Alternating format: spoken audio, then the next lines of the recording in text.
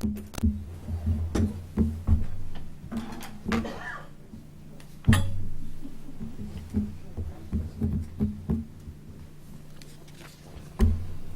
evening. Welcome to the Planning Board meeting on April 26th, 2018 for the town of Norfolk. Please be advised that... 25th. 25th. 25th. 25th of April. In the future. Please be advised that the meeting is going to be audio and video recorded in compliance with Massachusetts general laws.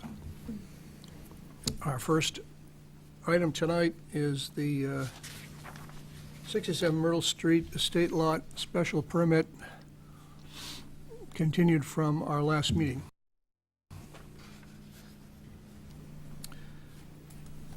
Anybody wishing to address the board, please use the microphones up front. Name, address. It's not for us to hear you, it's for the people at home. Sir. Walter Conti from Pelcon Development. Again, here before you for the special permit under E2H for 67 Myrtle Street. Yep. A revised plan has been submitted, which I believe addressed all the comments from last month's meeting. Also, Mr. McGee from the DPW was able to come out to the site. He ascertained that a scenic hearing would not be required. I believe a photograph and letter was submitted to Mr. McCarthy. That's all I have for this meeting. All right. Have any questions? As I understand it, Rich, the revised plan has accommodated the issues that were raised at the last meeting? It has. The driveway has been pushed away from the south property boundary with the abutters. Yeah. The well has been pushed further away from the adjacent well that's on the property to the left. Yeah. Where's the new well now?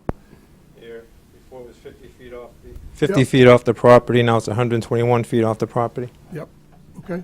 Yep. And then the well has been located on the plan to the north. Yep.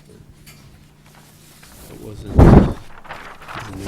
Then there's a fence that delineates the limit of no clearing to the back of the proposed lot with a limit of where the conservation restriction was suggested by the chairman to be placed on the lot for no further development as well. And I think that summarizes actually the only additional update or relative to the plan. So all the septic systems that are shown on the plan have been witnessed by the Board of Health agent, and so they have been witnessed as to their location and the suitability for those systems. Anything else, sir? No. All right. Anyone here wish to comment on 67 Myrtle Street, Estate Lot? Sir, take the microphone, identify yourself, please. Name is Jerry Nelson. I live at this corner here, Yep. and the only thing I was curious about was the clearage of trees along this property line and one behind my house. At last meeting was suggested that they're going to leave that alone. I just want to make sure that that's still the case Sir? as a visual buffer for us. Yep. Yeah, there's a few trees that have been damaged to the storm that'll probably be removed. The majority of them will stay. Also, his fence is encroaching on our property. I don't know if he intends to move that or... Oh, then we'll take it down. What about the back side there? Like I said, we're trying to keep it as private as possible. I know there are some damage from some trees that are really leaned over. The damaged ones will be removed. The other ones will be kept up for privacy. So that comment applies to both that and Yes. that? Okay, good. So what we'll often request in a situation like this is if you could make a meeting with the neighbor, and maybe you guys can walk the site and identify trees that are gonna be removed, just so that you're both understanding. Would that be acceptable? Maybe just help him understand a little bit. Okay. I had a question on the limit of conservation restriction, the line that's closest to the limit of clearing fences. What limit is that? Is that a 100-foot line, or do you know? There's no wetlands on the It's not a property. wetland. Okay. There was just, the chairman asked for a restriction on the land be put so that there wouldn't be any additional anything done to the land out there. And that's the line that the commission set?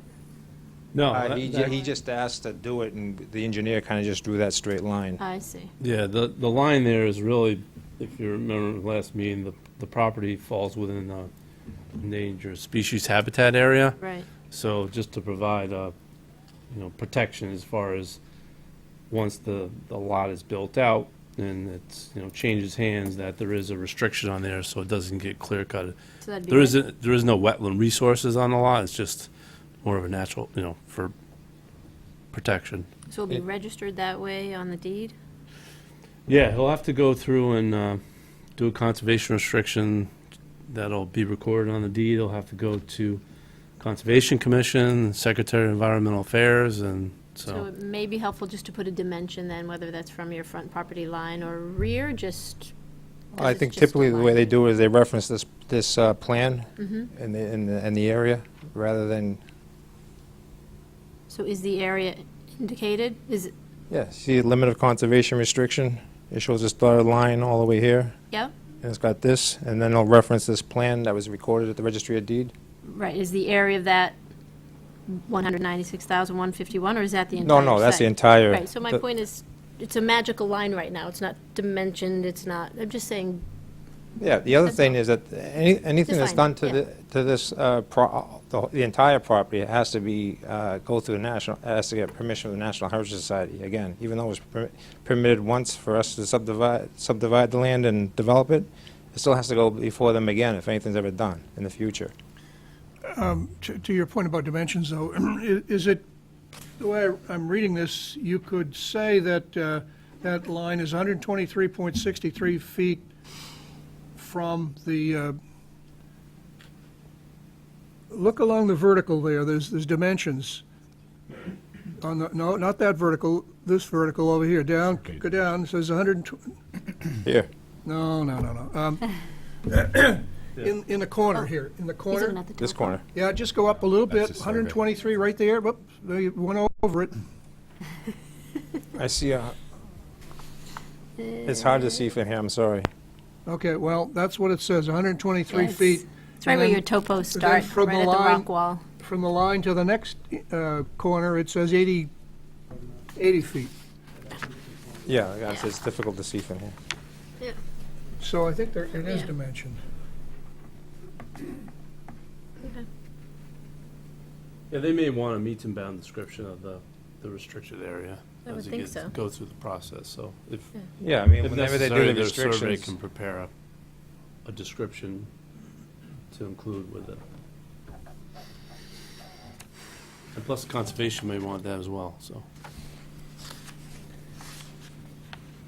Anyone else in the audience have comments about, or questions about, yes, take the microphone, please, identify yourself. Kathy Flem, 11 Miller Street. My only concern about this whole project is where the tree lines are going to be. My question is we have here, through here, my house sits right here.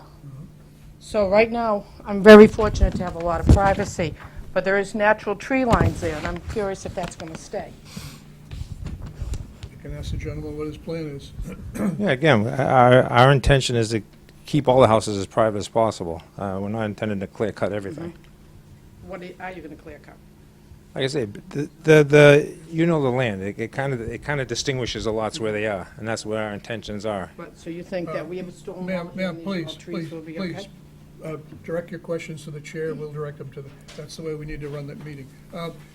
One of our colleagues a moment ago suggested that the gentleman meet with all the abutters to talk about the trees and say, gee, in this case, we're going to have to take this one down, but that one's going to stay.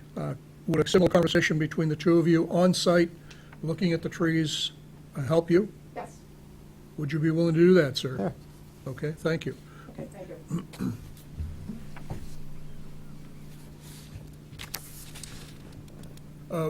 Betts and Rich, are we still have a public hearing open on this?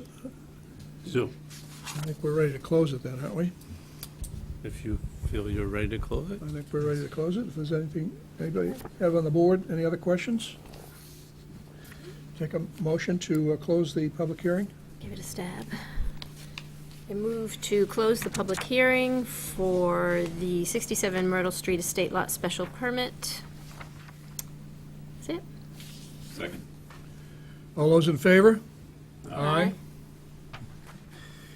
All right, so we have a decision written up, and we will sign this later this evening. Actually, we'd have to vote on this. We would have to vote on this. No, we have to vote on this. Did you write this, the decision? I did. Okay, great. So maybe you Yeah. could walk us through it. And Betsy. We both did. Betsy wrote it. reviewed it. Now, your discussion about the meeting with the neighbors to look at the trees, is that just more as a courtesy? You don't want to incorporate it into as a No, I condition? don't think so. It's a courtesy. right. Okay. I just wanted to double check. Okay, good enough. All right, so you want to take us through the Yeah, it's pretty, decision? sure. I know you circulated it, but nevertheless, is there any issues that we ought to talk about before we vote on it? Yeah, they're really, I mean, I don't follow the standard as far as meeting all the criteria of the bylaw relative to an estate lot, plus two Form A lots, so they'll be on Myrtle Street. Yeah. Fairly standardized conditions that have been included on here. No further division of land for additional lots. The decision has to obviously be recorded and provide proof to the planning board and the building commissioner. And then subject to other conditions as needed from other town departments. We did include the condition about the conservation restriction that needs to be done, shown on Lot 3.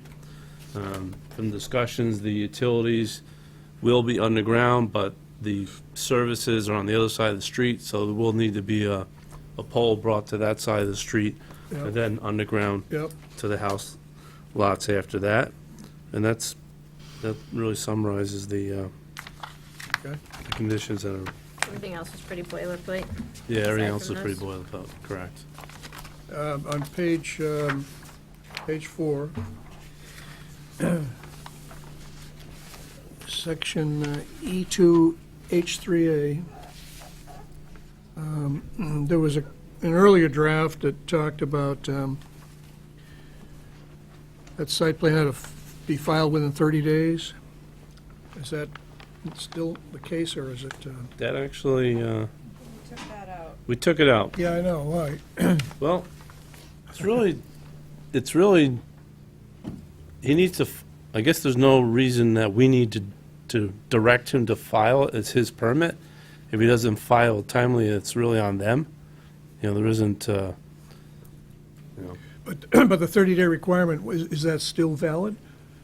no, that's kind of a remnant condition that's come from other Okay, previous decisions, and kind of looking back and thinking about it.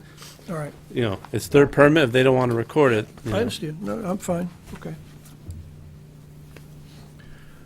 All right, so we'll entertain a motion to endorse this special permit application. Someone want to make a To motion? approve the special permit application decision number 2018-02 dated April 25th, 2018 for 67 Myrtle Street, applicant Walter Conti. Second? All those in favor? Aye. And then do we have to endorse plans? Do we have to do a motion? Well, not yet. Tonight, right? Not tonight? No, not tonight. Not tonight? No, because Oh, you I haven't, have to wait till you got an appeal period. the appeal. Okay. Yeah, that's right. But we will endorse this, right, tonight? I have a statement. Yeah, okay. Decision, yes.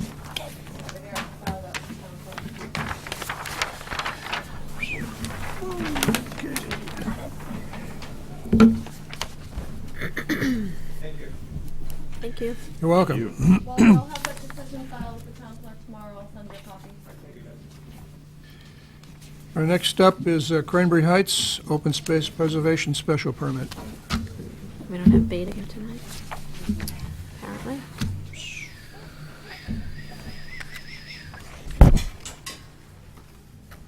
We do have, Beta is here. Yeah, we'll talk about it Oh, okay. in a minute. Let him make his, Ask for another continuance.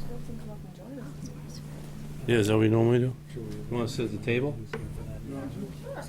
Hanging around, but So Greg just made a point that if anybody is here for Fern Ridge, that it's going to be continued again, so maybe make an announcement before we start Cranberry Heights in case folks want to leave, if they're in the audience. yeah, that's a good point. All right, one of my colleagues has raised the point about the next item on the agenda, Fern Ridge Estates has asked for a continuance, and so if there's anyone here in the audience who's waiting to speak up to the Fern Ridge Estate issues, Okay. we're going to be continuing that till the next meeting. So you don't have to stick around this, you're welcome to, but you don't have to stick around this evening if you, okay. There wasn't. the last meeting, I was watching the And- YouTube video, there were people here, so I just wanted to make sure no Yeah, one's sitting it was for sitting that as waiting. well, yeah, because he had given us notice. This was the natural heritage impact area plan, but there should be a plan of concept, Okay, I'll pull that one the off. grading. OSPD. There we go.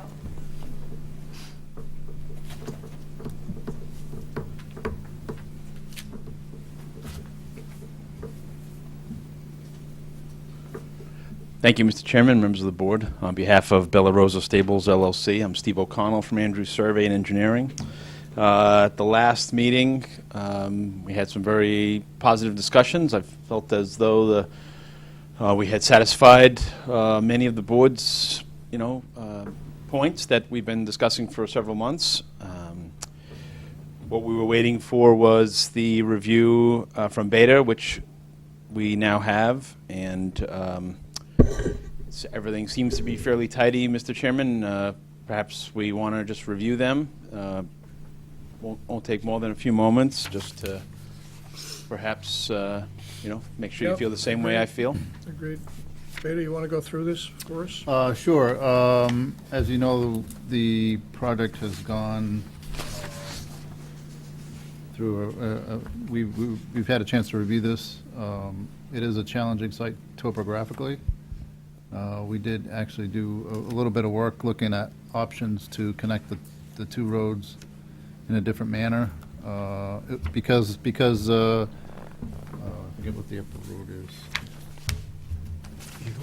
Eagle Lane is much higher than the road below there. Sorry, it's been a while since I looked. Cranberry Meadows. It's very difficult to get a road connecting those two anywhere except where they're connecting it. So they did correct the, or improve the profile so there was less earthwork at the top there. Since we reviewed the email that was provided from Natural Heritage indicating surprisingly that they are more in favor of the open space plan than the conventional plan.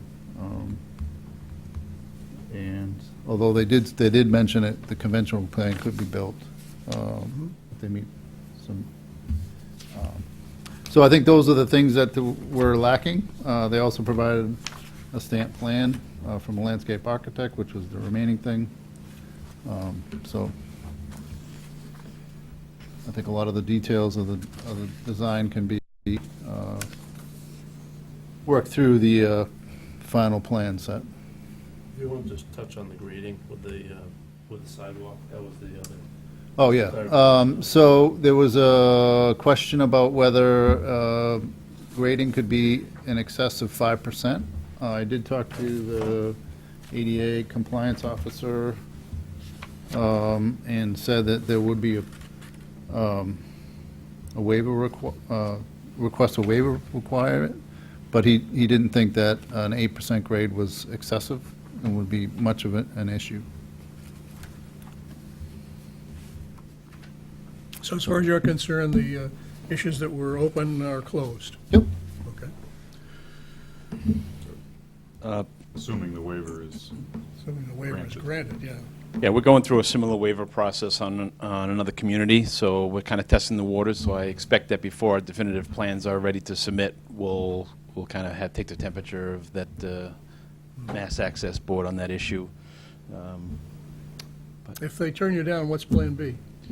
Plan B is working together on alternative solutions for really something that's in lieu of a walkway, or a traditional sidewalk. It's walking paths. It's widened roadways with little rumble strips that designate a walking area but don't necessarily meet the criteria. Creative things that I've seen in other other situations, but certainly would be up for criticism and review at the definitive stage. Right. Yeah, I'd suggest if it doesn't go through, that you get the advice of a traffic consultant, like we had talked about last time, in terms of mitigation and possible solutions. Yep. What's your reasoning, impracticability with the board? Yeah. It's not really a cost thing, it's a feasible thing. Right. I mean, obviously, this board has jurisdiction over the subdivision regulations, and you'd like to minimize cuts and fills. We would like to minimize cuts and fills from a cost standpoint and disruption to the land and trucking, et cetera. Usually when you go for a variance with the board, they make you cost out the alternative option that could make it accessible, but if it's impractical, then I don't know how you do that, but I guess you could. You're gonna have to cost that out for Yeah, them. we'd work with our client on costs for the increases in earthwork, what would be required, to accomplish that. We could put a number on that. Yeah, and included in it might be less tangible factors such as environmental impacts or this habitat impacts, things like that. Precisely, yeah. So I'm optimistic, about the situation. Phil had a good conversation. The part that kind of strikes me to be odd is that they've decided to interpret a certain way, but if they're willing to give waivers, why not just interpret it the way it was interpreted for 40 years? Change their interpretation, but they're going to give waivers. What's the point? But it's something we'll deal with, on a state level with the Access Board. Going through revisions right now might be a good time to advocate for that change. It's, to me, I brought it with me this evening. I was just kind of refreshing, and to me, it's black and white. There's an exception, it's under the walkway section, and it's actually an exception. Sidewalks on streets and ways shall be considered walkways, as opposed to ramps, with the exception that if the slope of the natural topography exceeds 5%, a ramp is not required. So any other place in Architectural Access Board, if you're exceeding an accessible route, walkway, sidewalk, and it's more than 5%, you must provide a ramp. And then you go into the ramp category: railings, maximum runs, maximum slopes. So they're saying that it's not a ramp. So okay, great. It can be more than 5%, but not be a ramp. So to me, it's black and white. But the interpretation that we're getting from them, which is very recent, is that the sidewalks on streets, those are existing streets, not new streets. But it doesn't say existing streets. So they're saying if you're adding a sidewalk to Main Street and the street's already there and it's at 7%, then you're exempt. But that's not what the words say. That's the interpretation factor that we're dealing with. But like I said, from Phil's conversation and some conversations I've had, I'm optimistic that we'll be okay. Pursuant to the last meeting, we also received a draft special permit document prepared by Rich and Betsy, and I've reviewed it. And other than one reference to a different project name, which is common. Oh, great. Perfect. We have no objections to conditions. We have no objections to findings and other components of this. But again, we're happy to go through it to the extent the board wishes to. The one modification that when you came into the office a couple days ago, Walt, was that in the the discussion, but the thought was that this might be more of an appropriate stage to decide about where the open space would be going, whether it be, to the town, to the homeowners through a homeowners association, or some other entity. So I don't know if you had, so right now, the way the draft was proposed to a homeowners association would own the land, but there'd be a conservation restriction over it. Right. I don't know if your client has any preferences at all? They really don't. I think it would be to both parties' benefit to, have options. Because if we were to, I'd hate to spend, another handful of weeks trying to see if the town would agree to take it and what body, whether it's conservation, and then, So if we locked it in, you'd rather have flexibility as opposed to make a decision now? yeah, and I think that, I'm not saying that we necessarily benefit from that, other than the fact that maybe the town would also have mutual benefit from that, because maybe we agree on it now that the town would take it, and then in 4, 5, or 6 months, we're in front of you with a definitive plan, and something changes and the town doesn't want it, but we're bound by that in a special permit. I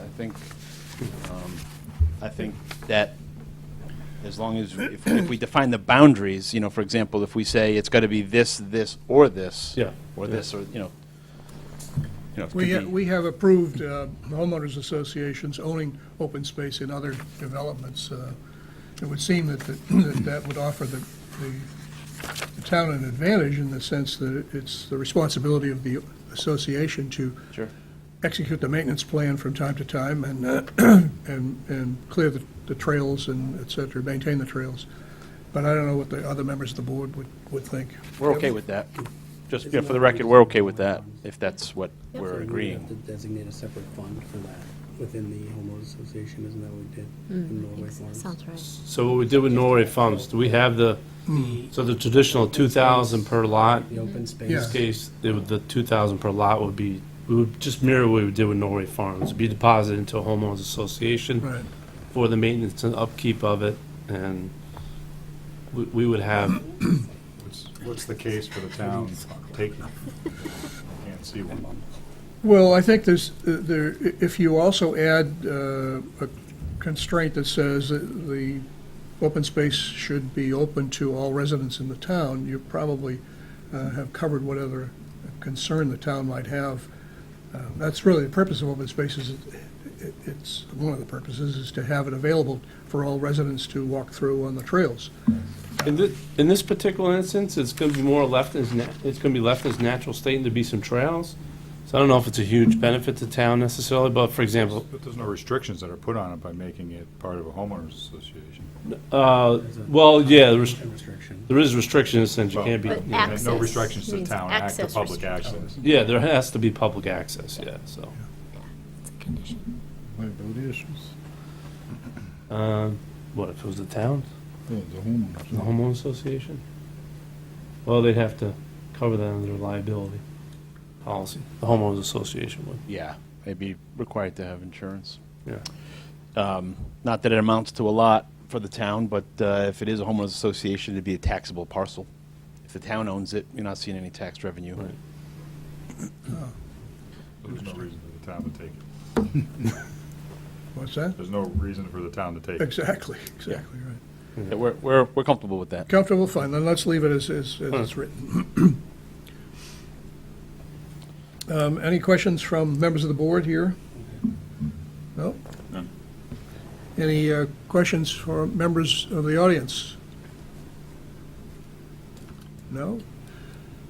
Then I think we're ready to close the public hearing.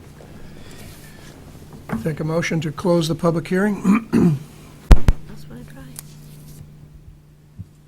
for the special permit. Somebody want to do that? Is that Did the- for the, this one, Cranberry Heights? We have to close the hearing first before we vote on the decision. Special permit. I'll make a motion to close the public hearing for Cranberry Heights.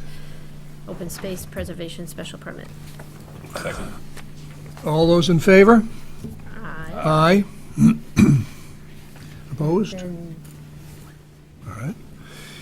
want to vote on the special special permit itself? Yeah, we Yes. could. I think we're ready. There's no reason not to. So I need a motion to, Motion to approve the special permit, decision number 2017-04, Eagle Drive and Cranberry Meadow Road. Is it 17? should it be 17 or should it be 18? Should it be 17? Okay. Started 17. It's been a while, huh? It's been a long road. All right. Do we have a second? Second for the motion? Second. All those in favor, say aye. Aye. Opposed? No one. All right. Very good. Yeah, Thank you very much. Thank you. We'll see you soon. yeah, Yep. see Thank you you. soon. We need a motion to continue the open space permit. Motion to continue the open space special permit modification and request for bond reduction for Fern Ridge Estates. Need a next meeting time to continue it. Continuance for, May 15th. is it May 15th? I No, think it's that's what is that date work? Do you know? May 15th? Yeah. No, I don't think so. It doesn't No? work. I don't think so. It doesn't work for me. Cancel that then. Hang on a second. It's okay, it was just a date I threw out there, so. Michelle, I think this is your last meeting. Betsy wanted to try to bring it into Tuesdays, right? Everybody okay with Tuesday? I think Michelle was. You would have the conflict before, I Yeah, think. how about right? Yeah, I the was 22nd, which teaching the would be class. the following week? Oh, Would 27. Perfect. that work for you, sir? Oh, yes. And you, doesn't work for you? I know. What you gentlemen, would the 22nd work for you? This is a Tuesday? It's a Tuesday? Yeah. I have a conflict if there's. Tuesday's another bad date. for you? Tuesday's Sorry, bad for him. Bets. Depends on how the Tried. first goes. It's okay, just trying to get away from Tuesdays, just because there's a Wednesdays, you conflict mean? with the zoning board. Get away from Wednesdays, you mean? On Wednesdays, yeah, Wednesdays, yeah. Yeah, I mean, yeah, sorry, I was trying to get away from Wednesdays. But- Well, baseball practice, we could get even time. 6 to 7. Oh. What about going to Thursdays? Betsy hates Thursdays. Oh, you're looking at me cross-eyed. I don't like Thursdays, She huh? hates Thursdays. We can do Wednesday. We'll work Wednesday if We'll need work be. with Wednesday. Wednesday, the 23rd? Or Wednesday the 16th. Hang on a second. Let me go back. I'm trying to think, when is The 16th. No, 16th won't work because conservation's meetings. Okay. I'm in Texas. Got to be the 23rd, if it's a Wednesday? 23rd's okay, I think. 23rd, 23rd. sir? Dots on that, so. 23rd's okay. 23rd it is, okay. Okay. Do we have anything scheduled yet on the 23rd? We have one, so far we have, We will be a scheduling, yeah. Site plan, limited site plan modification Yes. for 90 Ponds. Is that Does it going have a first? time yet? What's that? Does it have a time yet? Is it going first, second? No, we actually For the have. We purposes haven't of this scheduled next it, yeah. continuance, what time should we set it at? Okay. You want to do Fern Ridge at 7? Yeah, let's just put it up front and get rid of it. Sure. That's 23. So the 7 p.m. motion, the motion's been made, Motion's right? on the table. Motion to continue the open space special permit modification and request for bond reduction for Fern Ridge Estates for our next meeting on May 16th at 7 o'clock. 23rd, May 23rd. Or May 23rd. Good try. Second that. 23rd. Second that. Gotcha. I even had it like. Do we have a 5 second? hours later. Do you have a second for the motion? I second it. All right. All those in favor? Aye. All right. Quick, second it, quick. Next is 7 Hill Street. Yeah, we do have, yeah. Foxborough, we had slotted in at 7:30 there, even though it's under appointment. Sure, we can do that. Yep, all right. Let's get the right piece of paper here. John? Gentlemen, John's here. John's here, yep. Come on down. Rather sit at the table? Not really. No, you don't have to. You can sit right there. I'll sit wherever you like. I sit in the front row. Wherever you're comfortable, and I'll Please. get you a, Put your mic, yep. Right beside, right beside. is there one, oh, there's one right there. Still work? It's on. Good? Sir, Good evening. You want to identify yourself, please, for the record? My name is John Engdahl with Pulte Homes, Right, talking about the drainage solutions for the Fox Run subdivision. right. And we have a gentleman from Beta here with us this evening to talk about this memo, which I think you've received, March 5th. And we could talk about the status of the remedial effort that's been launched or about to be launched, or about to be launched. Okay. What we wanted to do is make sure everybody on the board is comfortable. Yeah. Our engineers and Phil with Beta have exhaustively gone over all the video and the repairs necessary and agreed on means and methods for the different areas involved. Uh-huh. We have met with both the In Situ Form, the lining company, and Atlantic Pipe, who is going to do the chemical packing system. Their availability, excuse me, their availability right now is very good. So we have a preliminary schedule to start the removal and replacement the middle of May, May 14th, just so that we can put a date on it. Yep. It was the request of the board, and we agree that the removal and replacement wanted to go first, so that other conditions can be observed. So we put a 2-week time frame on that. So it'll be from the middle of May to the end of May. The physical work probably will not take a full 2 weeks, but we want to give time for observation and all that. And then the following week, the packing company will come in and do the chemical packing of all the joints required. Yeah.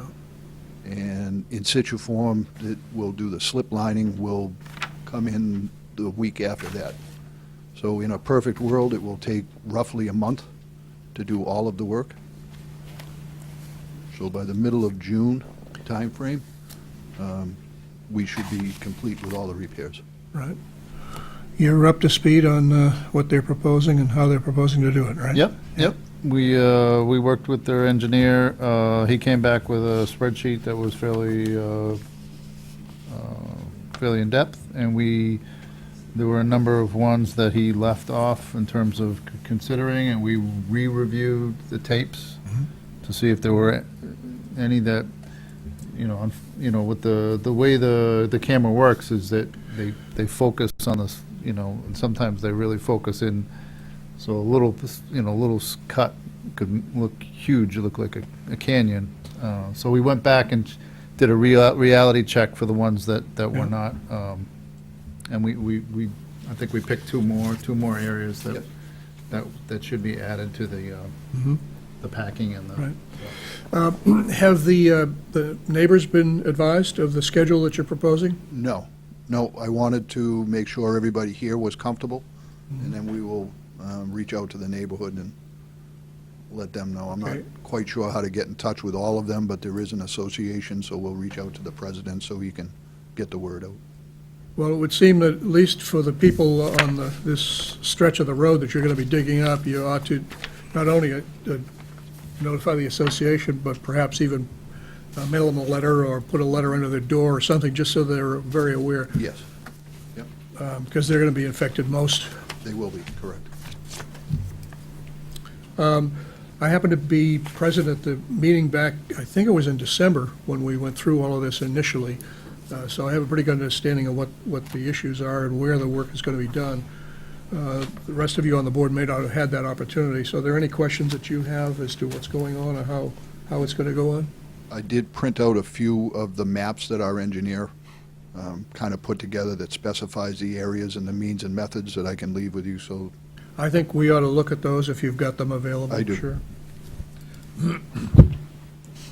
And Bob McGee has looked at everything that's been proposed, and he agrees with what's being proposed and the recommendations of Beta. Well, I'm sure the homeowners association are going to be very pleased when at the end of May, when this is, or thereabouts, when this is all done.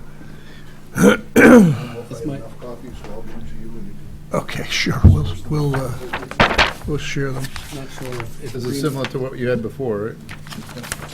this one is the modified one. Okay, thank you. Pass that down to those guys, we'll share this. There you go. Oh, we got an extra one. Okay, good.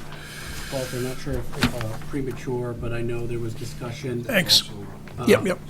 Earlier on in the process or in the middle of the process where we would have a representative either from the town or from Beta on site while the repairs were being made. I thought that, yeah, that's true. Has that been lined up? Do we have somebody? Is it Good gonna be DEP? Is it gonna be Beta? I think we have, I would expect that Bob would want to be there for the removal and replacement, minimally. The slip lining is, it's hard to see. I mean, it's all happening kind of underground. But we will notify DPW and the town planner when that's going to happen, and anybody who wants to come look at it is more than welcome. Sure. The chemical packing, again, is all done underground, but there is, they roll this trolley down the pipe, and they inflate some balloons on either side of the crack.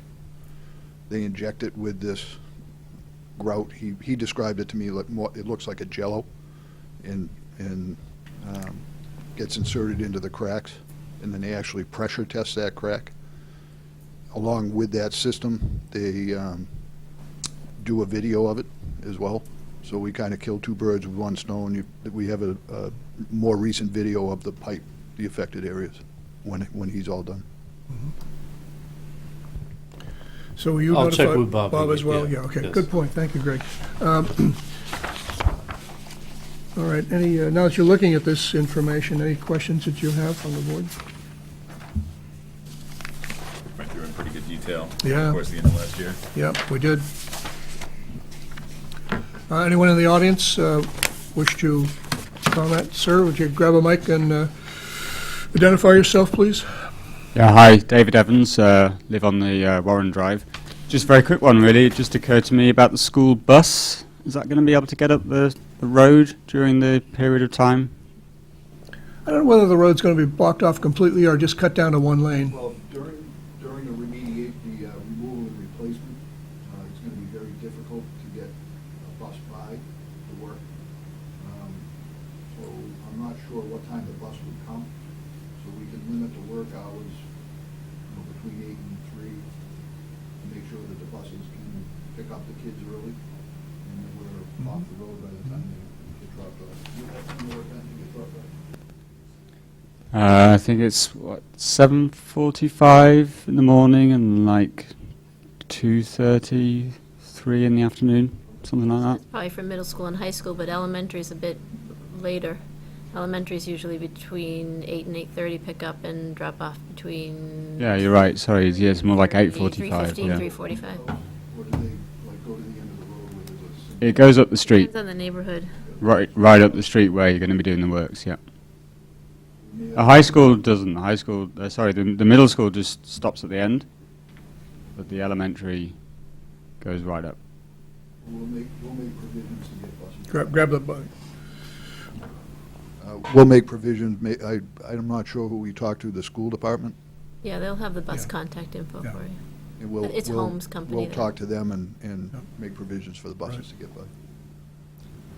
Good point, thank you. Anyone else in the, sir, grab the mic. Hi, Ken Cook, 190 Warren Drive. Whereabouts are they going to start digging? In front of which houses? Or where? Yeah, Tell here. us. Yeah, take a copy of this. All right. This is a really nice diagram showing where and what they're doing. The different colors indicate what kind of. Maybe you could provide a copy of this to the homeowners association as well? Yeah. So, is it, it's one or two or three main areas, it looks like here, where it's in red, is that right? Yes, the red area is on that map.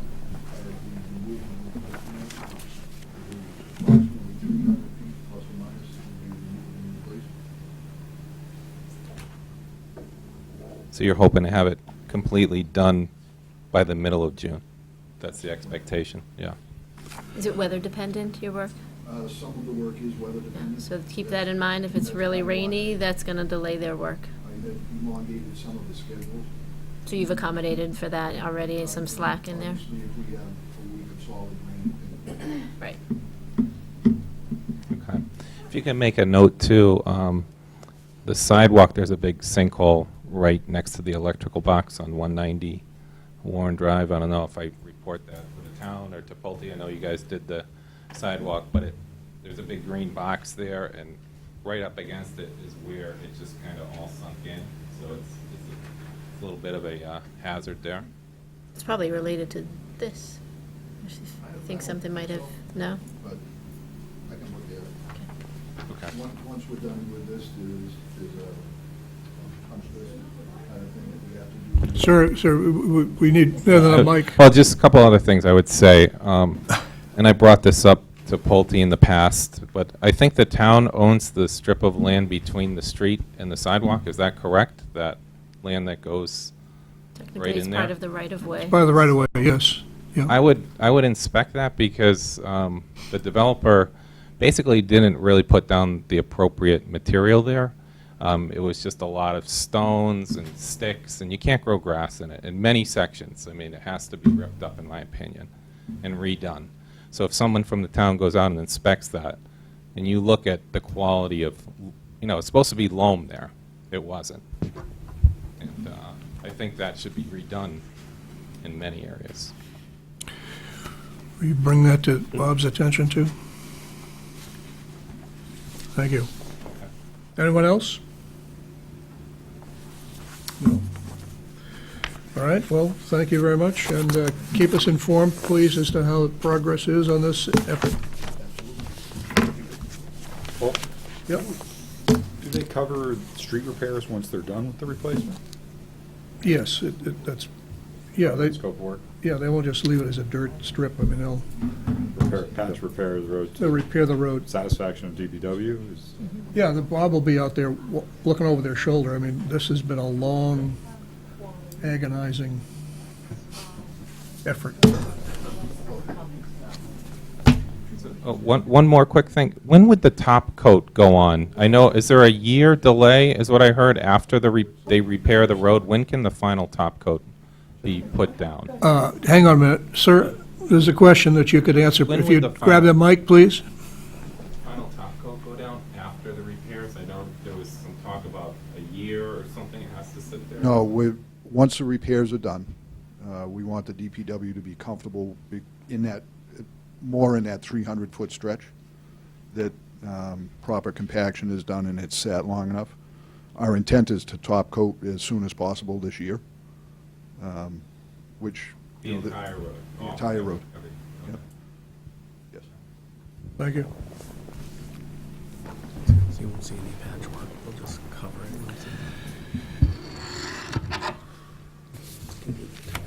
All right. Next on the agenda is 7 Hill Street. Kevin has to open that. Kevin, this is a public hearing. Could you read into the record the notice of public hearing? Absolutely. Notice is hereby given in accordance with Mass GL Section 40A and the Norfolk zoning bylaws, Section F11. A public hearing will be held on Wednesday, April 25th, 2018 at 7:40 p.m. in room 124 at the Norfolk Town Hall, 1 Liberty Lane, Norfolk, Mass. Regarding a site plan application for a property located at 7 Hill Street in Norfolk, Mass. The applicant, 29 Valley Realty Trust of Walpole, Massachusetts, is proposing to construct 9 duplex-style residential buildings with associated utilities and grading as depicted on provided plans. The property is located in the C1D zoning district, reference Assessor's Map 26, Block 80, Lot 8. The applicant is also requesting a special permit to allow the construction of residential dwellings in a C1D zoning district as specified in J7A2E of the Norfolk zoning bylaws. The plan and application are available for public inspection in the office of the Norfolk Planning Board during the hours of 9 a.m. to 6 p.m. Monday through Thursday. Thank you. Sir, you're up. Jamie Bissonette with Zenith Consulting Engineers for the record. Good evening. We have in front of you 7 Hill Street. I know we've previously filed some plans for 7 Hill Street, and also we've successfully permitted a couple of sites now known as 29 and 31 Valley Street. I believe the final duplex is being constructed on 31 Valley Street as we speak, and I think that they look really nice out there. Anyways, we're looking to handle what is called Lot 1, which is the final portion of this project. So before you tonight, we're showing, I believe it to be 9 duplex units, or 9 duplexes with 18 units total. Aaron, would you just move that chair over? Yep. Thank you, sir. We've proposed a horseshoe-style driveway with parking around the front center of the site. On site, we're going to run municipal water, private sewer, and on-site drainage as well. We're going to take advantage of the nice soils on site and infiltrate the majority of the runoff, and also try to utilize what we believe to be an EnviroSeptic Presby-style septic system as well. We want to take advantage of curbside pickup for garbage. In our package, we have a proposed landscaping plan, grading plan with relatively gentle grades going throughout the driveway itself, and recharging of the roofs as well in separate units to replenish groundwater as recommended from stormwater. Can we go to the landscaping plan? Thank you. What we've done is on the back side of 31 and 29 Valley, we're proposing a row of Leland cypress. We actually looked at trying to construct some type of a berm, but realistically, it doesn't fit on the site. I thought there was a wall back there. No, there's a hill that goes up. It's Yeah, a I 3-to-1 understand. slope in the back. And what we're looking to do is we actually went out, obtained some new topography of what's actually there. Worked it into the existing conditions from before to actually tie in those existing grades. And looking at how we can screen, we feel that doing some evergreens along that row would probably provide us with the best screenage, working with the contours themselves. But wasn't there a wall in the approval of the 2 lots down on Valley Street?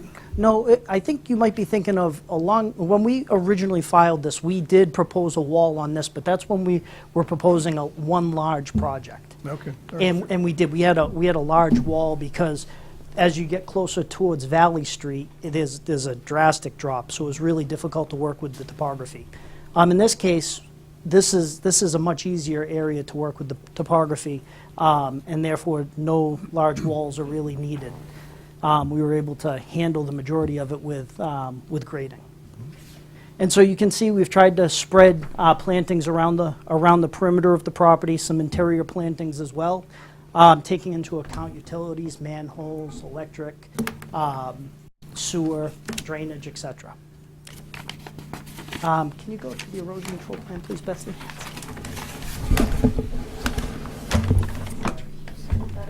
This is the one. So our erosion control plan is showing how we're going to protect the abutting properties and the roadways from any type of sediment. We're proposing a construction entrance on the side closest towards Valley Street. We have a stockpile area, and on the low sides of the site, we're proposing erosion control. Right now, we're proposing silt fence, but I did get the peer reviews letter with some comments, and we're going to look over that and address those comments and be in touch with Beta to make sure that, we can hopefully get onto the same page with things. We've asked for a few waivers. Can you go to the cover sheet, Stuart?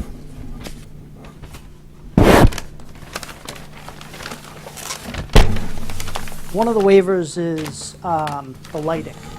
As we've done in the past on projects similar to this, we've asked for a waiver from having big, tall lights and going with end-of-driveway type style lights. Also, we've asked for some construction considerations, this not being a subdivision road, et cetera. Stick with lighting for a minute. What are you proposing to do where the driveways intersect Hill Street for lights. The main roads coming out, we were actually proposing no lights at that point. Where the access road or drive comes around from end to end, we didn't have anything proposed at the ends. At the ends where it hits, well, correct. okay, understood. So, and then some other waivers, i.e. Oil water separator. We're proposing a storm scepter, which is, in my opinion, a much higher quality treatment, probably something that's looked at a lot better. So at this time, I guess I'm happy to try to address any questions you may have. And Well, you've received the beta comments just a couple of days ago, right? no, we got it last night, and then we got a revised set today, which I know is only a small tweak, but I've looked through it. Fair enough. Well, we won't go through it all tonight, but we'll give you a chance to digest it. And No, I come back appreciate and- that. Yep. And comment on line by line. Well, one of the few things that I did want to talk about tonight with the beta letter, because there's not a tremendous amount on it that I don't think that we can handle. One of the two things, the first would be the parking density. I know we're not far off in numbers on it. I know in the past, on some of the submissions we've had, when we've talked about densities, I know the board's always kind of looked for between 2 and 3 per unit. And so I don't know where the comfort level is here on that. I noticed that you had proposed, what, 57, is it? I think it's 54. 54, and their recommendation was 45 or 42. 42. 42, yep, Do the units have garages? they do not. How many bedrooms? They're going to be 2 bedrooms apiece. So why did you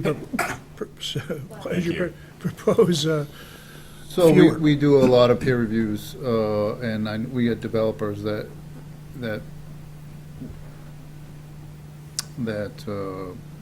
request, the minimum requirement is 1.5 per unit. And then, there's a, so they are requesting 3 per unit, which is, which we feel is excessive, 2-ish, I believe is probably a good number, and then probably a half dozen for visitors in case there's a party or something. But I think a reduction of 12 spaces is fairly significant in that you might be able to provide a better buffer along the street, obviously reduce the impacts to stormwater management facilities, and reduce, so I think unless there's a pressing need or precedent for 3 per unit, it's just going to be empty pavement for most of the time, I believe. Yep.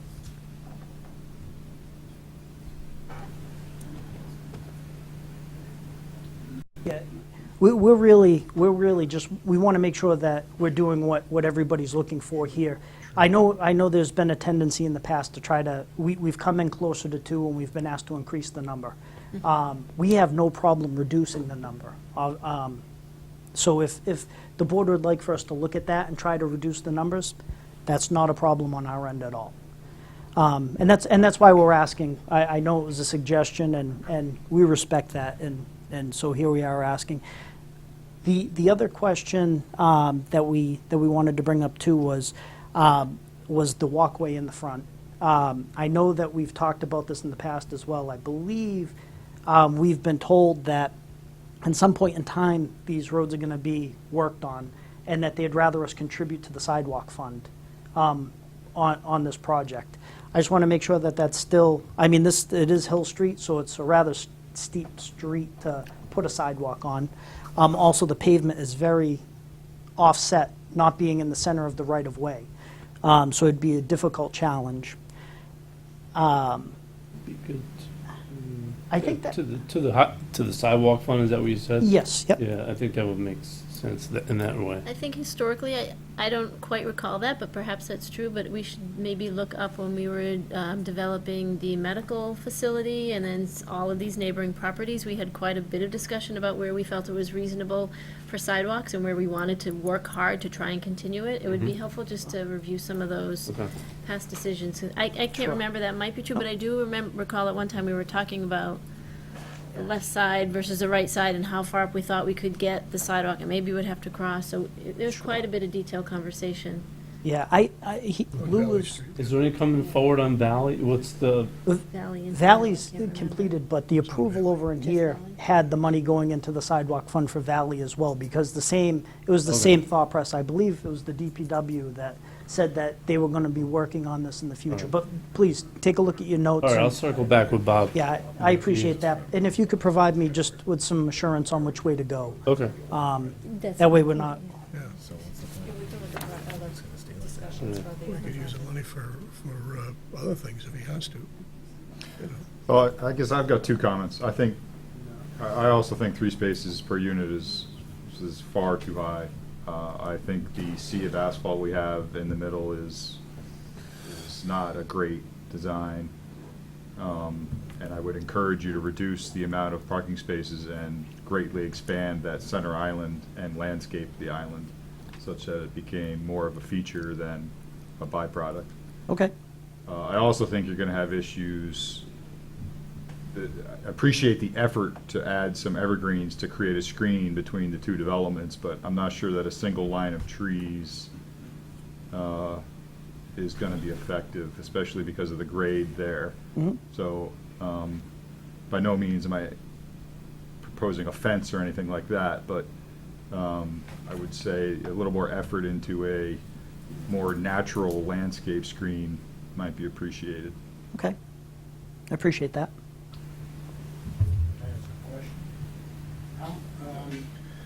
Wait till this gentleman finishes with his presentation, then we'll get to you. Nope, I'm right. open for questions. Any other questions from the board?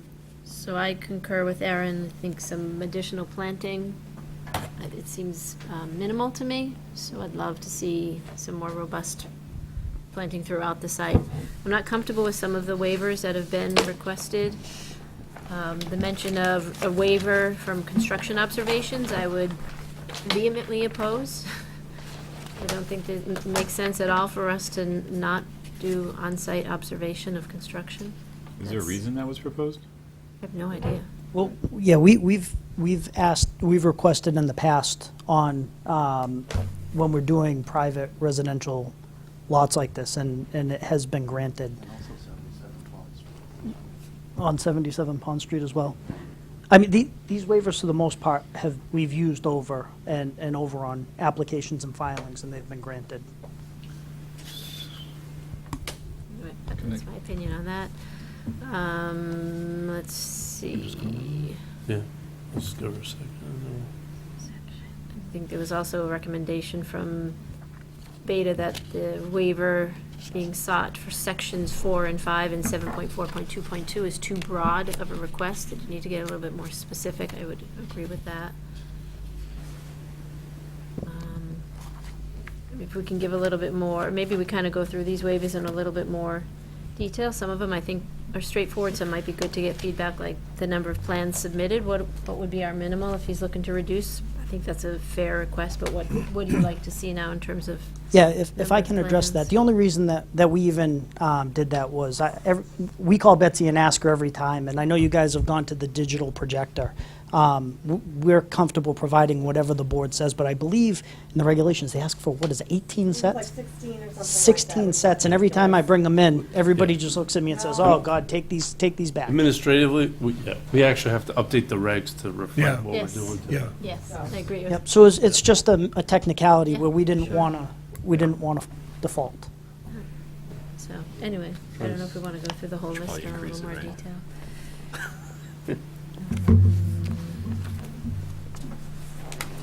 Those are my comments. I didn't see the waiver here for, It's because he only put the number, he didn't specify fair what enough. it is. Yeah, yeah, It's fair this enough, one yep. here, just as it's requested, but it doesn't tell you what it's for. yep, all right.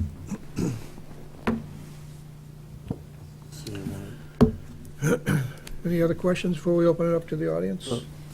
So I just want to comment on the construction observation. We've been working with Rich in terms of updating the, what is it, the K2 Yeah, the K2 form site. form.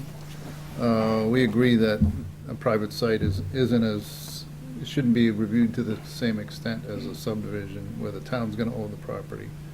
However, we do this in other communities where we observe the subsurface utilities going in and pay particular attention to any infiltration systems that are going in to make sure that that the soils that they're going into are what the design calculations are assuming, and then that they're constructed and protected well during construction so that they function at least at the start of the, the life cycle and such. So I believe we wouldn't review it, do observations to the extent that was required under the subdivision regulations, but I do, even if it's a limited set, and that we work out during a pre-construction meeting to that effect. Yeah, I agree with that. So what we could do is forward you what we're doing now, so you can, Yeah, I think that's been on the larger projects, and I say larger, I mean this size, and that's, I think you've looked at drainage, construction, et cetera. Right. So, yeah, we're not necessarily opposed to that at all. So, yeah, please forward that over. We'll want to make sure too, right, from a design review board perspective, that there are going to be some elevations or something developed, color palette, things like that for them to review. Absolutely, and Mr. McCarthy sent us over some information regarding DRB, so we'll definitely be appearing in front of them as well. so Yep. we'll work with Betsy and the applicant, try to schedule hopefully before the next meeting, so they're in there in the cycle. I know Michelle and then Aaron, what's the thoughts about the reduction in the parking? Is there a consensus that does make sense? I think it does. Okay. I think it In does. favor of the Yep. 42 that's been recommended? Yeah. All right. Unless did you guys have any reason why there'd be need for more than 42? I think it's just been previous experience with the board. Gotcha. Yeah. The fire chief, he didn't want people parking all over the place so he can get his trucks around. Gotcha. Okay. Give us just a quick primer on the utilities for the site. Sure. Any specific component or everything overall? Let's go everything. Okay. We're planning on doing on-site infiltration for the stormwater itself. We're also proposing on septic, which I believe we're going to be utilizing sewer manifold or sewer main with some manholes that go down to a septic tank and a leaching field in the back. In the front, under part of the parking area, is actually the reserve area for the septic. And then we're going to be running in water, as you can see in the front of the buildings, and we'll be servicing each unit with its own, I believe will be about a 1 to 2 inch line for each unit. I believe that's going to be an 8-inch main that wraps around, and we're proposing a fire hydrant in the center parking island, which we may be able to move that a little bit based on the reduction in parking as well. The fire chief usually likes to have the final say on where he wants that. We've already sat down with him. Have you? Yep, Okay. and he's looked at it for turning radiuses, and that is why it is as big as it is up top, is because it's to get a fire truck to be able to articulate around. There's a certain radius that's needed, and that just meets it with parked cars. Okay. So he's looked at this and given us the go-ahead. Also, we talked to them about the hydrant as well, I'm sorry. The hydrant as well, and they prefer not to have it really close to a building in case that's the building that's on fire. They're not tying into a hydrant next to a burning building. So in the center is kind of ideal, that gives them some separation. Electric typically is going to get done by the municipal supplier, but what our anticipation is, in speaking with the architect, is that we're going to do underground electric, and we're planning on doing pole boxes or possibly transformers if they deem necessary at the corner, up in the top, in between the two buildings near the leaching facility. You can see the little bump outs on the building up at the, stand up and show you. You can see a bump out here here, and here, which I believe will house the electric meters for the buildings themselves. So every building will have a meter, but they're going to be grouped together in sections. So these 4 buildings we're anticipating will have meters here, so they're not really visible to everybody. Same thing here and here, and that's purely an aesthetics thing from a curb appeal. And trash and snow? So trash itself is going to be curbside pickup. We actually have the architect working on trying to incorporate a portion of the building outside, almost like a shed door opening on the side. So they'd be able to put their trash cans or buckets in an outdoor style apparatus that's actually within the building. And in this case, the curb is in front of the building, not out on the street, is that what you're? No, it's in front of the building. There's a sidewalk area, so it'll be a private trash pickup company that'll come in and will pick up for the. Yep. As part of the HOA? I believe these are going to be rentals, correct? That's right. These are going to be rentals, so this will be part of the owner's plan. Yep. Yeah, curbside's kind of difficult since there's cars parked all along the curb. Well, yeah, but they're not going to, they're just the two-wheel kind of container where somebody will wheel it and it'll get picked up and dumped into the truck. It's not going to be large bins.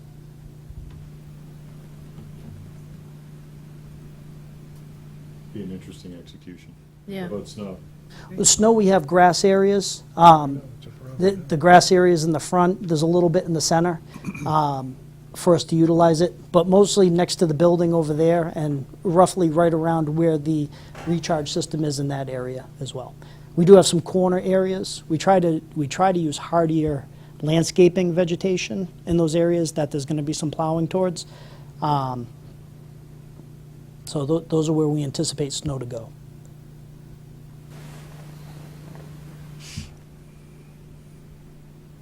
You can see we left the corners open more to accommodate that in this vicinity here and in this vicinity over in here.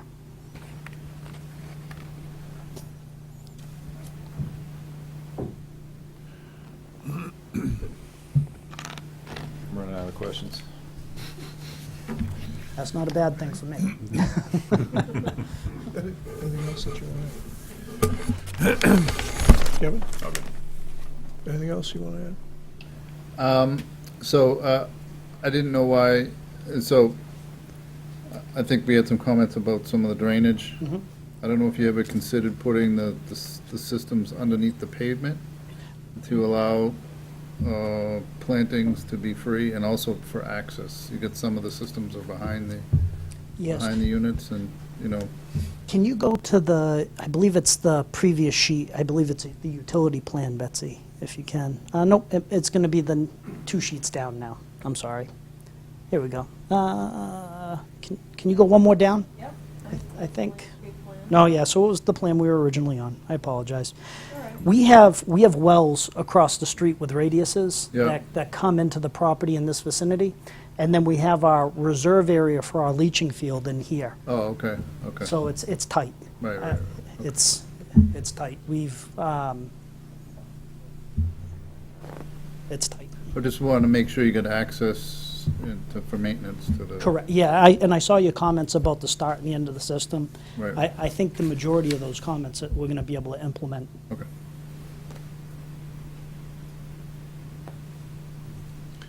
All right, well, with that, we'll open it up for questions from the audience or comments from the audience. Someone grab a microphone, please. Identify yourself. It's Christopher Prince, 9 Hill Street. I'm wondering, grade-wise, how much of the gravel are you going to take out of this area? Because you're looking at like a flat area here. So you've got probably a 15 or so feet difference in level. Are you going to bring that down so it's flat? Well, it's actually going to be stepped. Up in here, we're tying into the existing grade and coming down. Up in this area, we're coming up to a high point here and then back down. So the goal on this wasn't to try to remove gravel, but was to try to work with the existing grade. But there are areas where we're doing some cuts and some fills. Yeah, it's all. It is, it's up and all down. up and down It is. in there. Very. So, Can you I mean, where you think the dimensions of the steps are as we go from Page right to page left? I'm sorry. I'm not- Vertical drop in the steps? Oh, well, I mean, sure, we can, well, this is a little unclear, so let me Be grab, close. You can be close. let me grab my plan for a second.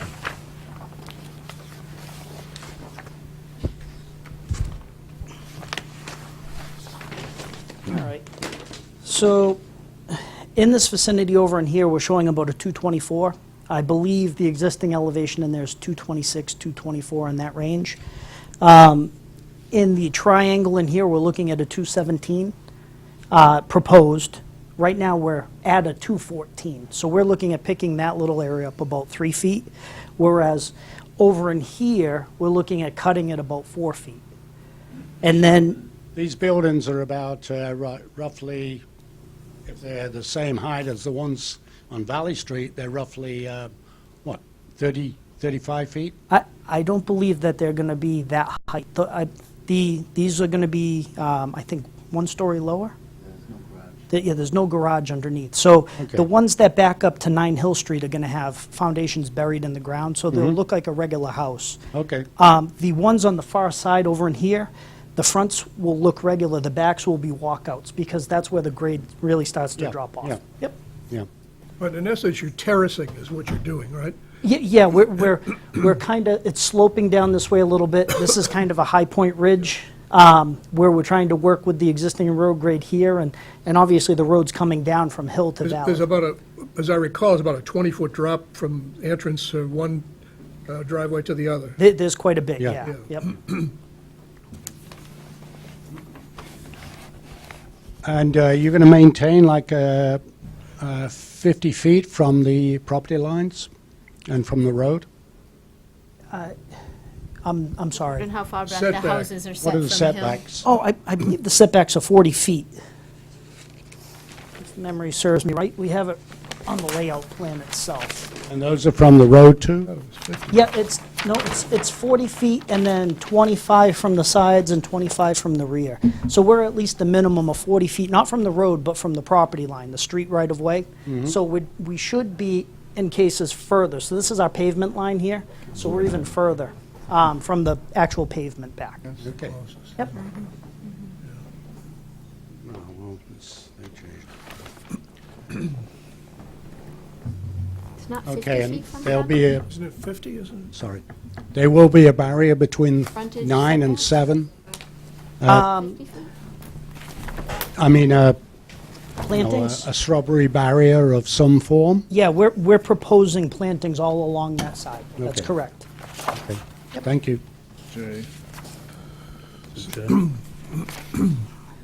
Good evening. Hi, I'm Tom Martin, 42 Everett Street. I'm a little bit concerned about the density.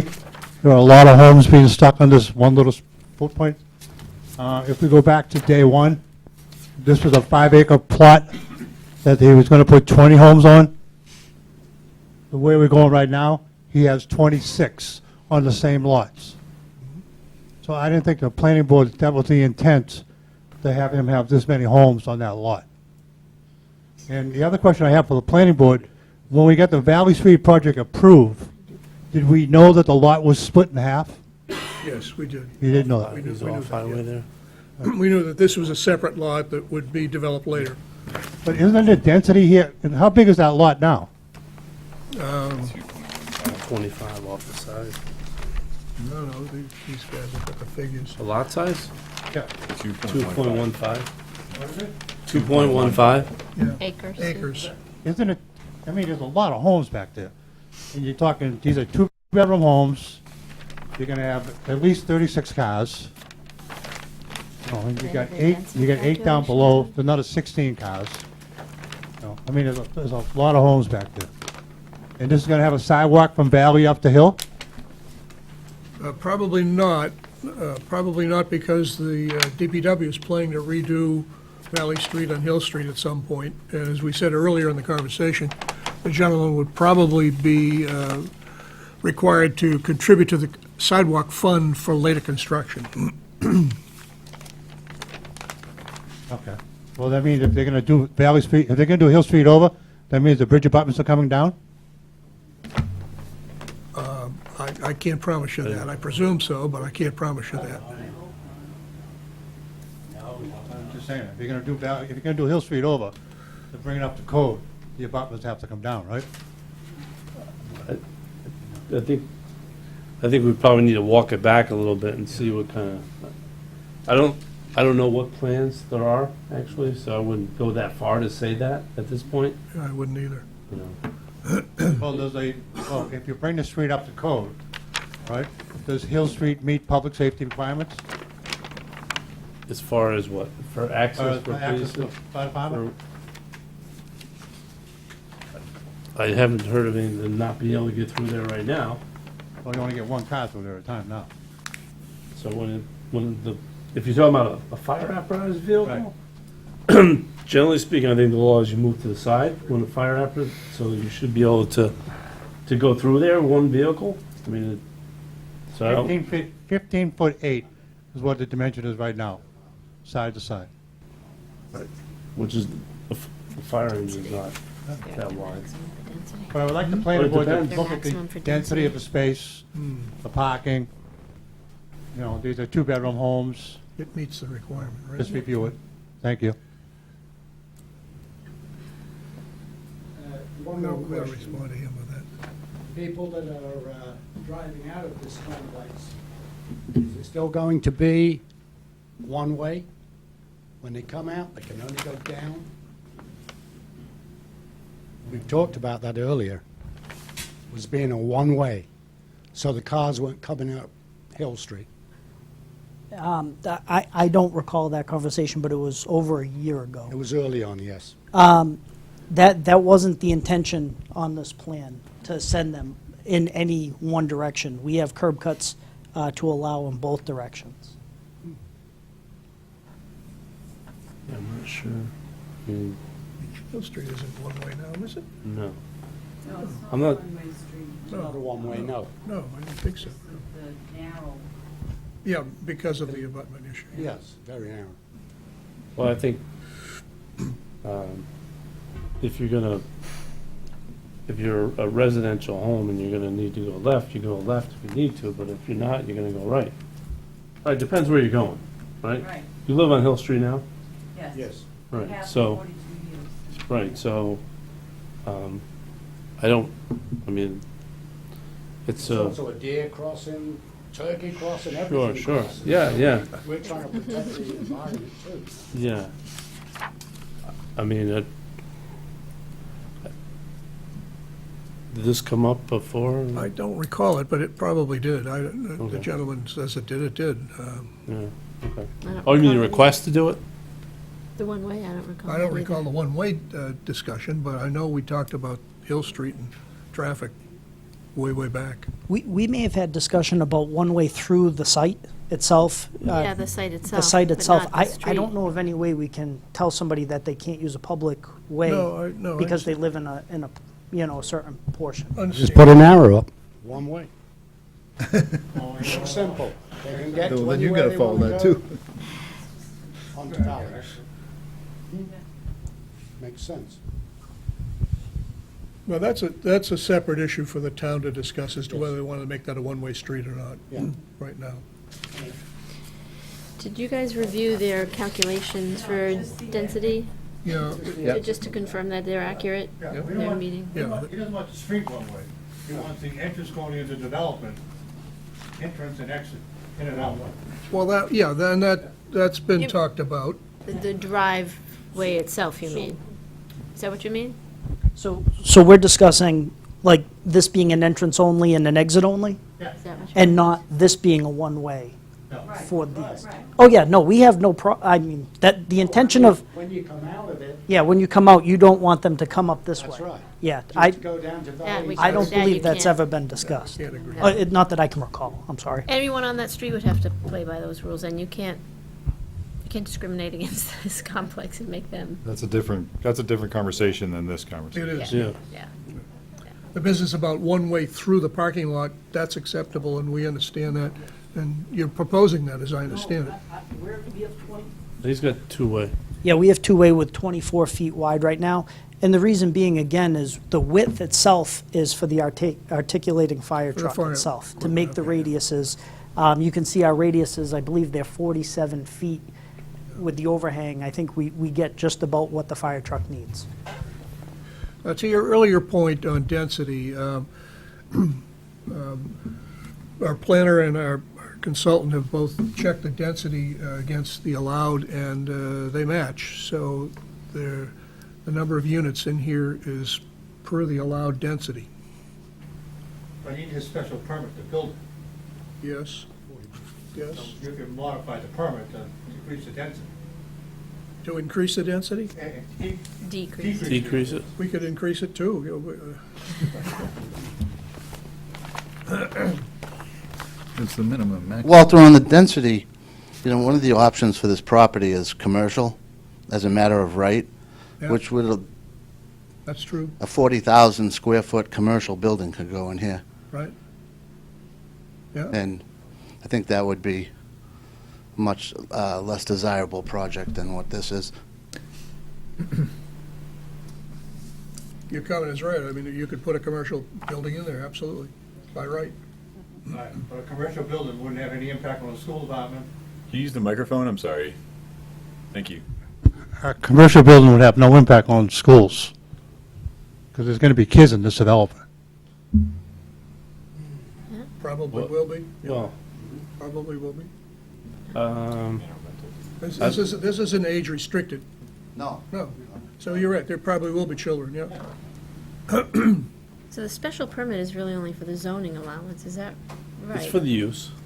For the use. Yeah. But in terms of the development and the density in the property, they're not asking for any special waivers or any special No, permit that's or based on- any. it's based on the- the allowable, developable. Yeah, it's based on the formula in the bylaw. The special permit really is for the use only. Yeah.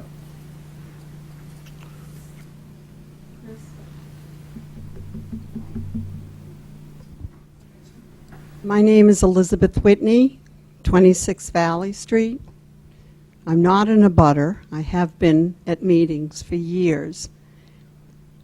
And I think anybody who has driven down Valley Street in the last several years have seen beautiful buildings constructed to the left of my house.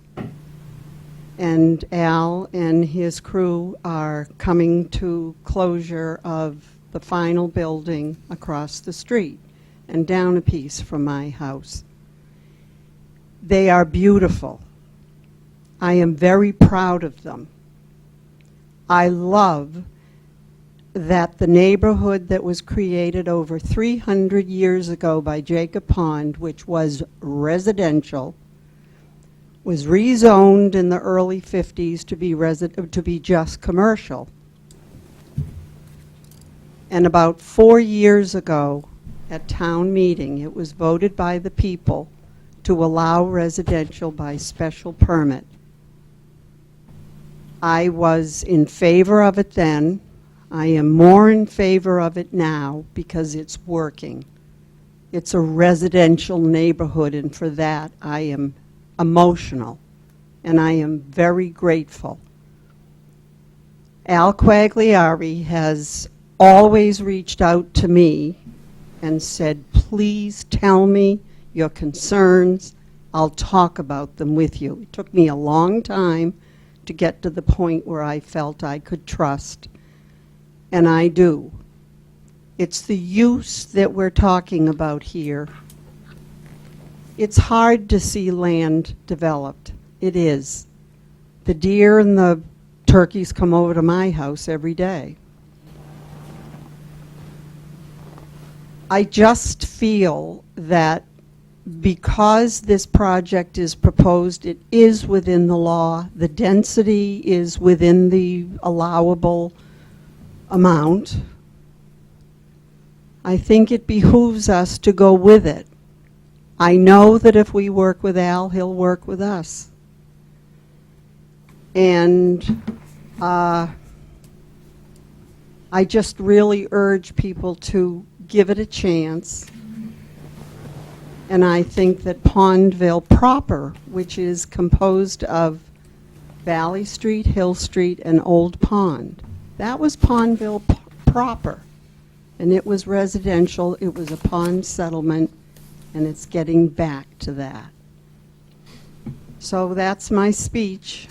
I hope you enjoyed it, but I do sincerely mean it.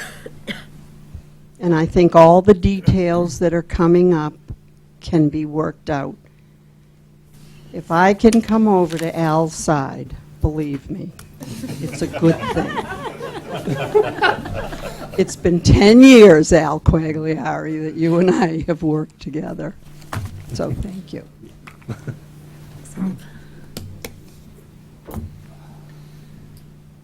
I second everything she just said. Surprise, surprise. I'd rather see residential than commercial, believe me. The C1 district is divided into 4 quadrants, as you know, and so far, we've pretty much limited residential development to this particular quadrant, because it is adjacent to a residential area. Doesn't mean we might not consider something different in the future, but so far, this is where we've considered residential developments. Anyone else in the audience wish to comment? No, if not, any other questions on the board? We need to continue the public hearing until our next meeting, so I'll entertain a motion to that effect. I propose we continue the public hearing for 7 Hill Street site plan and special permit to May 23rd at 7:10? 7:10, 7:50. 7:10. 7:10 it is. Second. All those in favor, say aye. Aye. Opposed? 23rd. There's a motion. Okay.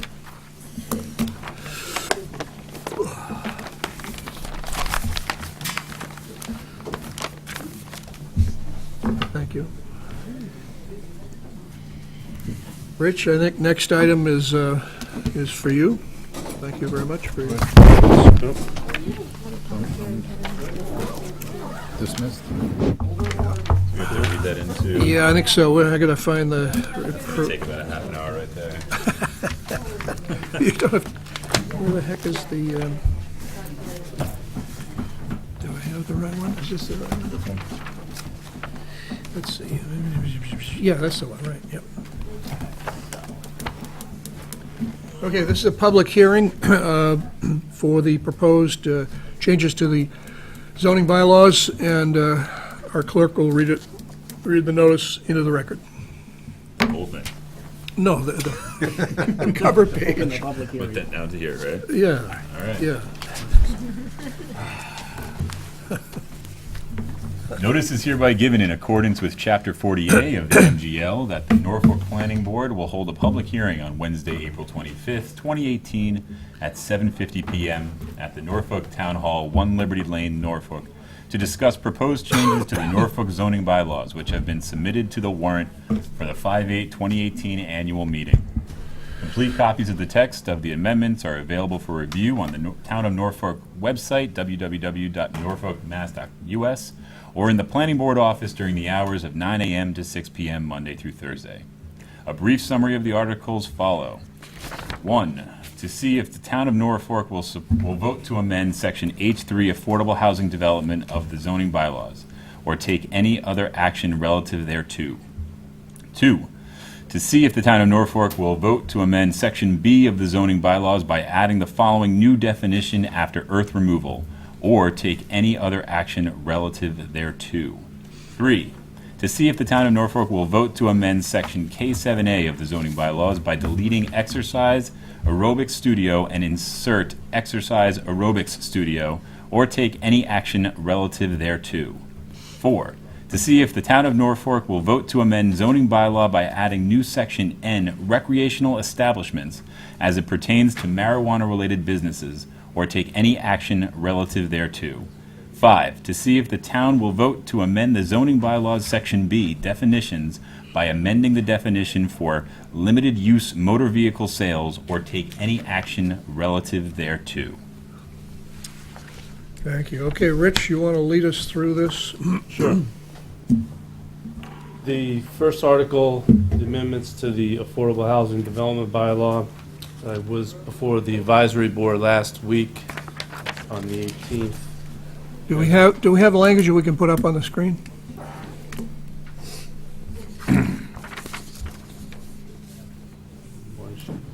That's who's doing that? Yeah. I'll keep talking, keep things moving. Relatively speaking, they didn't have too much concerns with the bylaw, but I'll go through it. So essentially, there's one, the Affordable Housing Bylaw Amendment will establish a time frame for which somebody needs to apply. Right now, the present bylaw, somebody has to provide affordable housing based on a 10% density of a residential development. It doesn't, as you know, doesn't say when to do that. The first part of the amendment was suggest either to do it simultaneously or to do it within 90 days after the approval of the project, which you just recently did with Norway Farms. That's the first piece of the proposed change, which the advisory board didn't have any issue with that. The second piece, Before we get to, sir, in the corner, would you be so kind as to close that door? Thank you. the second piece was the optional addition to the bylaw that was recommended through the housing production plan process to add the payment in lieu for affordable units. And they didn't have an issue necessarily with the idea of it. It was more the written language of it that originally, as proposed, it says an applicant may contribute funds. It's black, but so they had concerns that it kind of seemed unbalanced to the other two, which was to provide affordable units on site or affordable units off site. It seemed to be balanced where it directed people towards this contribution. So I suggested that I could offer a suggestion to the board to make a friendly amendment, but the present language, the way it's written, I think could work, but to potentially eliminate confusion, propose an amendment to it. If you remember, the applicant proposes the method, and the board makes the approval, so it's still up to the board to make the decision on which method, or a combination of methods. So it was a simple, maybe adjustment to say, delete an applicant may contribute, and say contribution of funds, and just start the sentence off with contribution of funds. And then it may perhaps be more in keeping with what's being proposed. Yeah, that sounds good to me, but anyone else? I mean, we're just adjusting verbiage here. Yes, right? we are. Yeah. There's Okay. there's no substantive changes. Yeah. The other change to the bylaw was to clean up the timing of when the affordable units would be delivered as part of the project. As you know, we spent a little bit of time on this with the last project. And the original affordable housing inclusionary bylaw was based off a model from the state, which really the schedule that we're going to delete was really predicated on more larger scale developments, the way it was tied, the scheduling. And what I think we found pretty clearly that on a smaller project, the financing and the timing is much different than a 100 or 50 lot development. So we tried to propose a straightforward table, and it prescribes exactly when the unit needs to be done, and each level of development, depending on how many number of lots, when those affordable units need to be created. And there was a little bit of confusion, I think, in this, just in reading the table the other night, that was really it, but I think otherwise it was pretty straightforward. So that's what is proposed. Did you want to go one by one? Yeah, keep Okay. going. And that was it.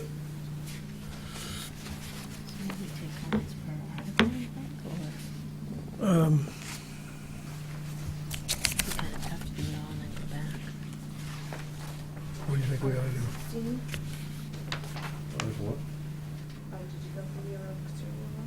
No, you're going to go one by one, right? Yeah. I mean, did you want to discuss Oh, you want me to go through each one of them and then you discuss them? Yeah, go ahead. I'm sorry. Keep going, keep going. All right. Keep My going. apologies, I That's all right, misunderstood. no, that's fine, keep going. So the next item, Article 16, that's the correct number, right? Yes. All right, so 16. So there's the yoga studio that's in the C4 district right now. Is it 15 or 16 that you're dealing with? What number do you want? Article I've got Article 16. 16? 16-1-6. What page you on? Let me, Eight. Say page 8. Yep. Page 8. Thank you. So the numbering changed. The warrant, I don't have the warrant in front of me, actually, let me see. Yeah, you've got a copy in the packet. It's in the, Attached. it is? Yep. It's not Yep. this though, right? Yep, it is in there, yep. This is it? So, yep, Okay. you got it. Keep looking. All right. There you Where is it?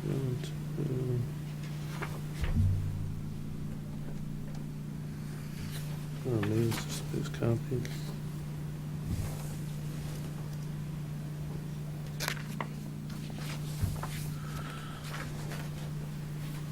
Sorry. I think Page I 8. placed that. All right, there I am, sorry.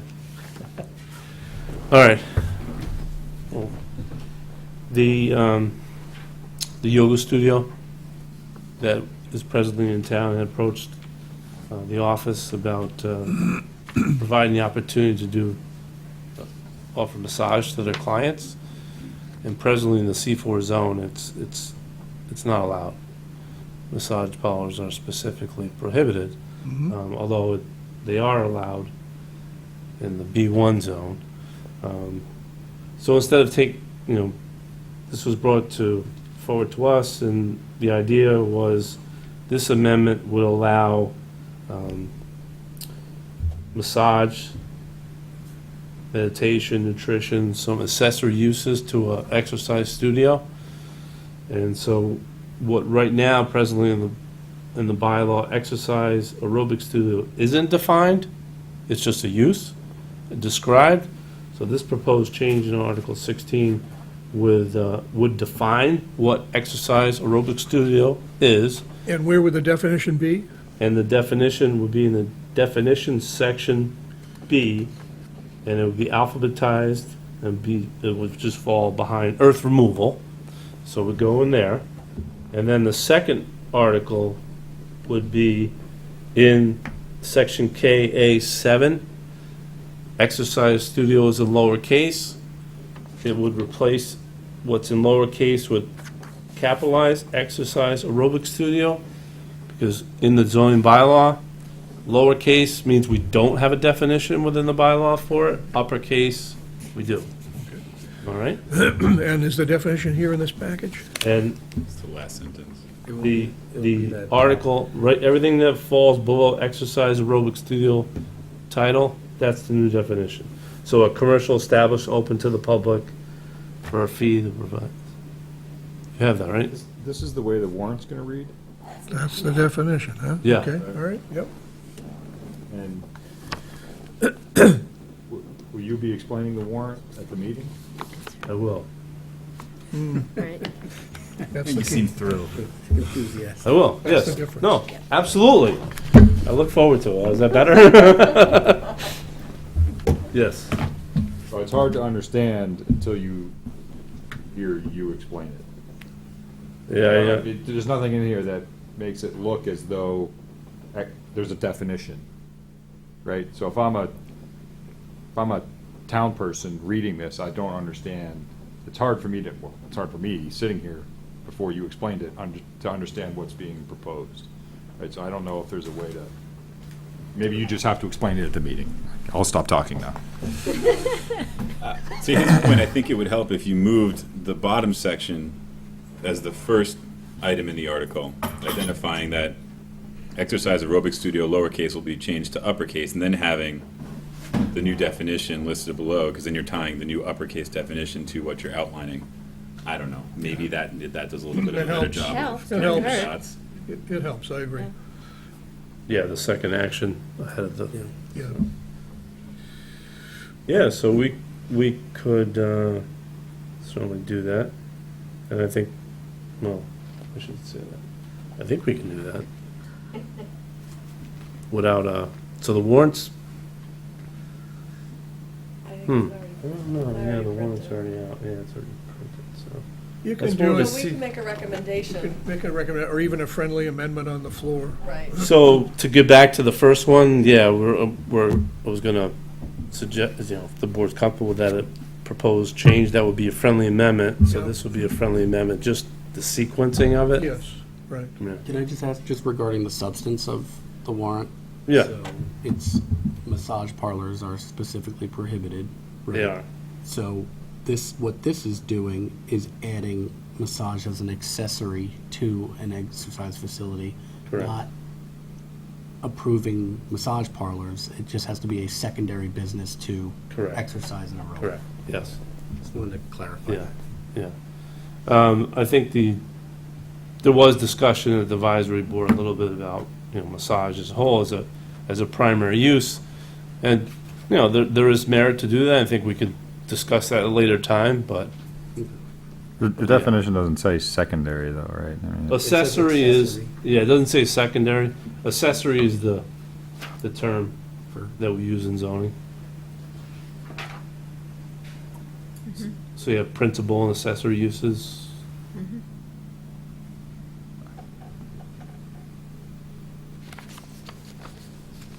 You want to go on to the next one? Yeah, go into the next one. All right. So if you recall back in December last year, you had the general bylaw before town meeting, which was voted to prohibit recreational marijuana in town in all forms, no cultivation, everything. That was approved as a general bylaw. There wasn't enough time to simultaneously have both these on the warrant last fall. That's why it's appearing now. But the Attorney General's office has been advising communities that, since we're all new territory when it comes to recreational marijuana, if you're gonna be going about banning things, you should ban at both levels, zoning, as well as a general bylaw. So that's simply what this bylaw would do. So it's prohibiting it, It's prohibiting it's it. not allowing it. Section and meaning, no. Because this again would be confusing. Bess, can you get that one up on the screen too, if you would, please?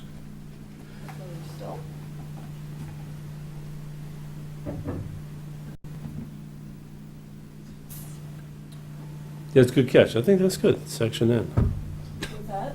No. Section M? N, no. N. Like, Oh, I think it would be good to probably clarify that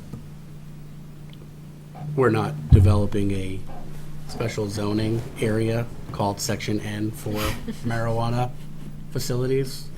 No, yeah. It's basically saying that we are not going to have zoning within our municipality for marijuana. This just kind of makes it sound like we're You have to get quite a ways into it before you see that we're prohibiting it. Up until that point, it almost sounds like we're creating a new section to allow these kinds of uses, and Exactly. Yeah. then later you see that it's actually prohibited. We could even do, I think probably we could do a handout. Yeah. Maybe we could print out a handout. We can kind of, reefer madness. not that kind of handout. Just to draw people's attention. I know, you gotta go all the way towards the end of it. It doesn't say it right up front. I know. If you get lost in legalese, Yeah, you might never make it there. right. The warrant needs a Cliff Notes. Yeah. Yeah.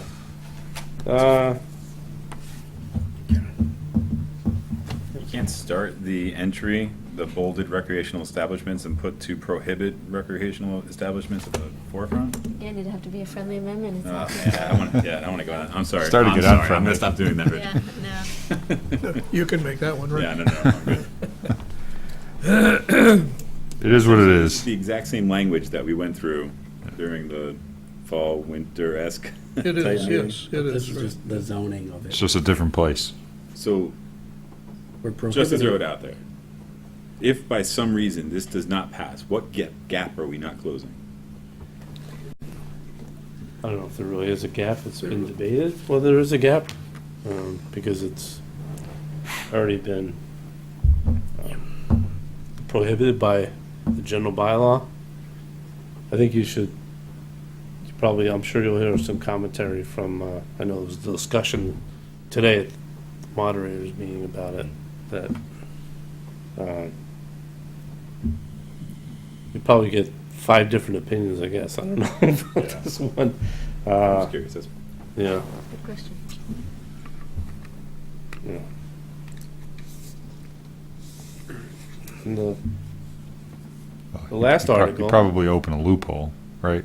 Potentially. Some sort of a legal Yeah. appeal loophole. Probably, yeah. It's probably in our best interest as a town to continue to close it, which is what general, Someone's was basically probably saying why you general prohibit it, counsel. But there's a zoning for it, so. Yeah, no, that, yeah. I Also think you were then- thinking if it didn't pass, right? Is that what you were thinking? if this portion of it, because obviously the other portion Yeah, already already passed, but passed, for some yeah. reason. Then in the future, if it's ever to be changed, it has to be changed twice. Well, not to be, I am a little concerned, because there was a fair amount of discussion at that meeting about the prohibition, if you recall. And this is gonna require 2/3 vote. The last one was a Imagine majority. If the zoning exists, you could always go for some kind of a variance if, Right. you know? To try The and get zoning? use. Well, you would need a zoning variance. If it existed, you might have to have a, You got your work cut out for you at the town meeting, man. That nature, right? if it would be allowed in this. I thought you wanted to do this. Uses a lot of- I'd probably, All he has to do is open up the warrant article and then let everybody battle it out. Regulation you did, years ago, maybe not. You're gonna get questions. I'm probably gonna defer a fair amount to town council on this one, to be Yeah, honest I with would you, think. so. But anyway, to the issue of language here. Yeah. I'm catching up with all the comments of my colleagues here that says that when you read that first long sentence, it sounds like you're establishing a zone to allow this. And then you get to the word this prohibition. Now, where is the word prohibition show up in that first long sentence? It doesn't. Yeah. Does it? Shall be prohibited? Yeah, that's Three where you quarters of the way first said. down. Yeah. There it is. All of that, which sounds The like you're last creating clause. it, shall be You prohibited. have to know that section N is for no. Right. You run out of breath by the time you get to that part of it, though. They say a lot of people might get lost before they get there, so. Yeah. Again, Yeah. it's gonna be important to present it clearly. Yep. Good. Yeah, I think, maybe a cheat sheet might not be a bad idea. Actually, I might Town do meeting cheat something sheet, for all of them, that actually. sounds like a great new thing to have. Have a handout How to on the really read table the as you article. walk in the door. Warrant according to Yeah, the town I think planner. I would do it for each The one. of them, layman's actually, version. Okay. you know? I like that idea. Yeah, we'll do a little cheat sheet. You know, just, this is kind of the, All right, make sure you run it by Jack or something before. oh, well, yeah, Okay. but just, I mean, this is the, the language for the warrant, and sometimes it is confusing as opposed to Yeah. If you're not used to reading this plain stuff. language, what it means, Yeah. but Yeah, I can do that. right. That's why so many times the moderator has to say, now, this vote means this, right? Because sometimes it's Yeah. confusing. Right. Am I voting in favor or Right. opposed? Depending on attending Yeah, the that's what I session mean. that Jack is But it's holding interesting that you have to to do go that. through the warrant with the general public. ahead Yeah, of the I meeting. whenever, he hasn't scheduled it, but The yeah. 30th, I think. Oh, is it? Yeah. Might be good to maybe lay the groundwork then. Yeah, be probably recorded? would. I Yeah, don't know. yep. Yeah, I can go to that. Okay, moving on. Excellent.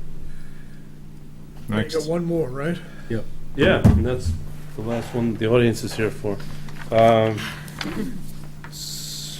So, we talked about, so it's a minor tweak to an existing bylaw definition for limited use motor vehicle sales.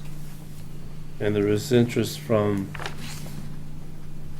company, as I mentioned to you, Carvana. I see the names on shirts out there, so they probably could explain a little bit more what they do if you like, but essentially, the reason why is in Massachusetts, you have to have a license to sell, and they can operate without a Class 2 license in other states throughout the country, but that's not the case here. So they're really not, as we discussed, it's a vending machine for automobiles, so to speak. What? Am I taking your thunder? I don't think they like that. Sir? Thank you, Mr. Chairman, members of the board. Edward Cannon, on behalf of Carvana. Little light, green light on? Good. I'm joined by Lisa Gage from Carvana here tonight, and as well as Tim O'Toole, the owner of the property. Carvana wouldn't be the owner, there'd be a tenant there. We're here tonight to tell you a little bit about who Carvana is. It's an exciting opportunity for Norfolk. I was fascinated to find out what they do, and to urge you to support the bylaw change. The bylaw change for this particular site would allow Carvana to operate what they call a hub. Lisa can give you a little bit of overview of Carvana in a minute, but I think the important thing to stress is there won't be any car sales on site. All of the cars at the hub are sold. So Carvana is strictly online. Carvana likes to control the process. So they're just stored, and that's one of the proposed changes, is to eliminate a restriction on storing vehicles, because that's really what they want to do. They want to have them brought to this hub here in Norfolk where they're stored, but they're already sold, so they're there only temporarily, and then each car is delivered to the end user. So people don't come here. They don't come to buy cars here. There may not even be a sign out front. They really like to keep a low profile in the community. It's strictly a hub, so they can control the process and deliver the car to the end user. So I don't want to steal your thunder, Lisa, if you could sort of maybe give them an overview of what you do. Hi, thank you. My name is Lisa Gage. I'm from Carvana. So Carvana is set up as an online used car sales, and you can only buy them online. So when you buy them online, they go through our inspection centers, and then they get delivered to hubs, and from there they're delivered to the customer in two ways: either delivery to your house or through a vending machine. Can you go forward? So this is everything you can do online. You can buy a used car that's been through a huge inspection, 150-point inspection. It can take you 15 minutes. It relieves your Saturday or Sunday from going to the car sales, the car dealership. And you have a 7-day test own. If you don't like it, you can return it. And financing can be done online. So it's all very streamlined and very fast. Next up. So this is how we fulfill our cars. It's either delivered to your house or it's done through a vending machine. We are not proposing a vending machine at this location. They are exciting, but that's not what we're going to try to do in Norfolk. Picture of one, Jacksonville, Florida. Jacksonville, Florida, yes. No, I didn't mean to suggest you were proposing a vending machine here. It's a concept vending machine. Yeah, it's a car vending machine, but everything is already sold, and it's more just to watch your car come down. It's kind of cool. In Norfolk, we're proposing a delivery hub.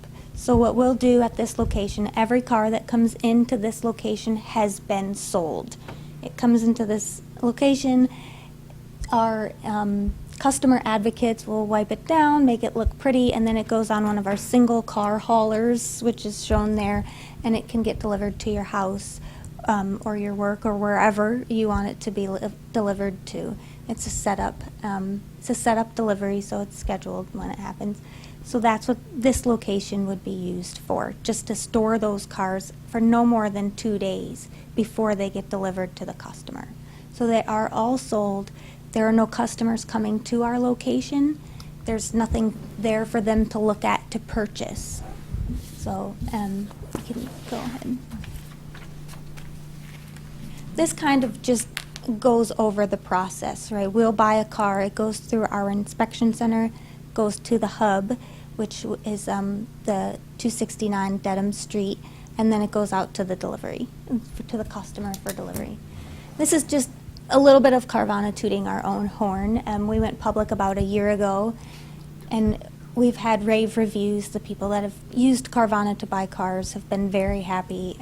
It's a very neat experience. It saves a lot of time. We're over 15,000 customer reviews now, but so this is the property that we're looking at, 269 Dedham Street and 271. We would be using the building as is, maybe some minor tenant improvements as far as setting up an office space or something, and then the cars would be stored behind the fence, the current fence. The only parking in the front of the building would be for employees. And that's it. I welcome any of your questions. What's your geographic location that you're serving from this hub? How far out? It's gonna vary, but it might be like up to an hour, 2 hours. It's Could gonna be up to depend. New Hampshire or out to Western Mass or down to Rhode Island kind of thing? Yeah, it could be. We're working on getting more hub locations as we grow. We have some pretty aggressive growth plans. So as we grow, this area would kind of be a little bit more condensed, but trying to come up into the Northeast is. So any anticipation, have you done any projections on how many cars a day you would process through this facility? Per day, I'm not sure, but at most there would be 50 cars on the lot behind the fence. And like I said, they come in and they go out. Right, so that could be 50 every other day. It could be 25 cars or so. Yeah, it's just going to depend on how many are getting sold and coming to this hub for delivery. How are they delivered? What type of vehicle do they bring the car to you?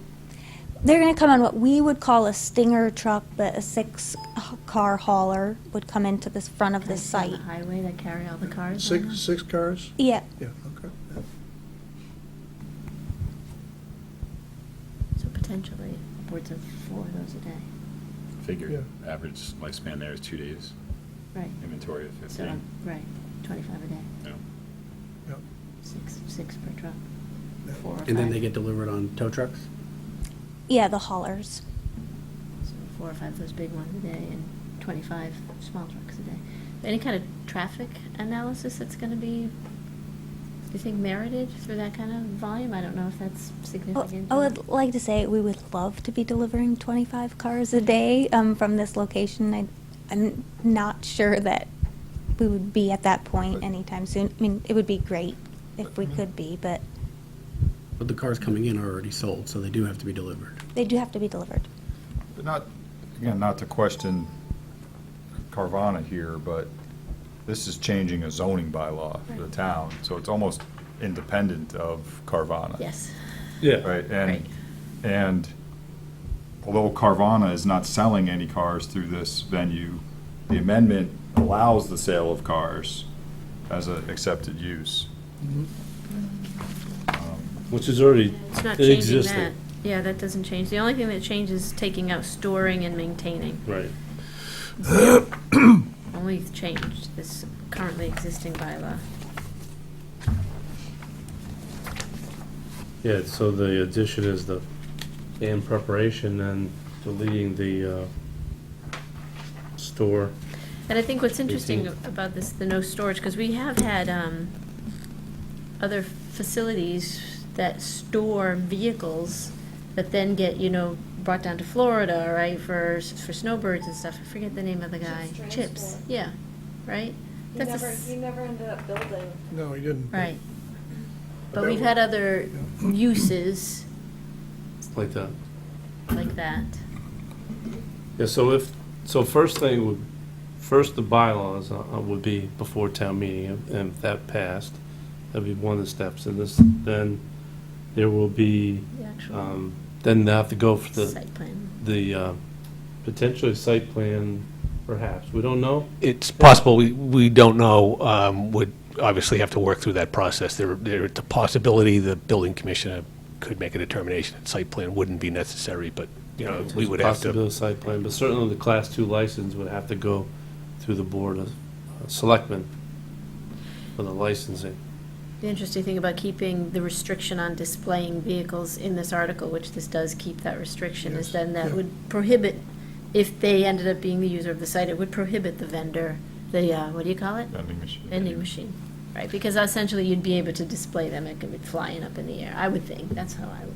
So, Which is a good thing. Look, it's just an interesting bylaw. I mean, we're allowing the sale of, and preparation for sale of used motor vehicles, but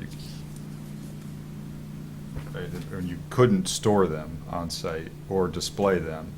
So it's kind of hard to sell something without storing it or displaying it. So now we're saying you can store it and maintain it, but you can't display it. Right. So that means you can sell cars from a Private showroom. from a private showroom. Well, why it makes it attractive to a company like Carvana, because you're right, what other business could utilize a site under this kind of zoning restriction? Sure, go ahead and sell it, but you can't store it, you can't maintain it, and you can't show it to anyone, but you could sell it. I mean, it's Well, kinda you silly. could, I suppose you could, somebody could do like classic auto sales if they wanted to do that. Well, I think the intent of the bylaw is to prevent classic auto sales down there, right, with the flags and the balloons, right, you're displaying your cars. Right. The beauty of Carvana is they don't want to Right. display their cars. And interesting you picked up on display, because that was my first question for the building commissioner. But he said if it's enclosed behind the fence, then those cars are being stored, they're not being displayed. Right. And that's why that works great for Carvana. Yeah. It actually works great, I think, for what the town's intent is down there, which is not to have the traditional used car lot. kind of a down there. win-win. Plus, behind the fence, you have the balloons and flags. As long as they're below the top of the fence, that's fine. It's sort of a win-win. It's encouraging a creative kind of commercial use, which is great for our tax limited impact. with limited impact. Yeah, it's a really creative, I think it's creative. Now, if the commitment is that the average stay for a car is about 2 days, does it ever really exceed that, or is that pretty much defined? That's a good question.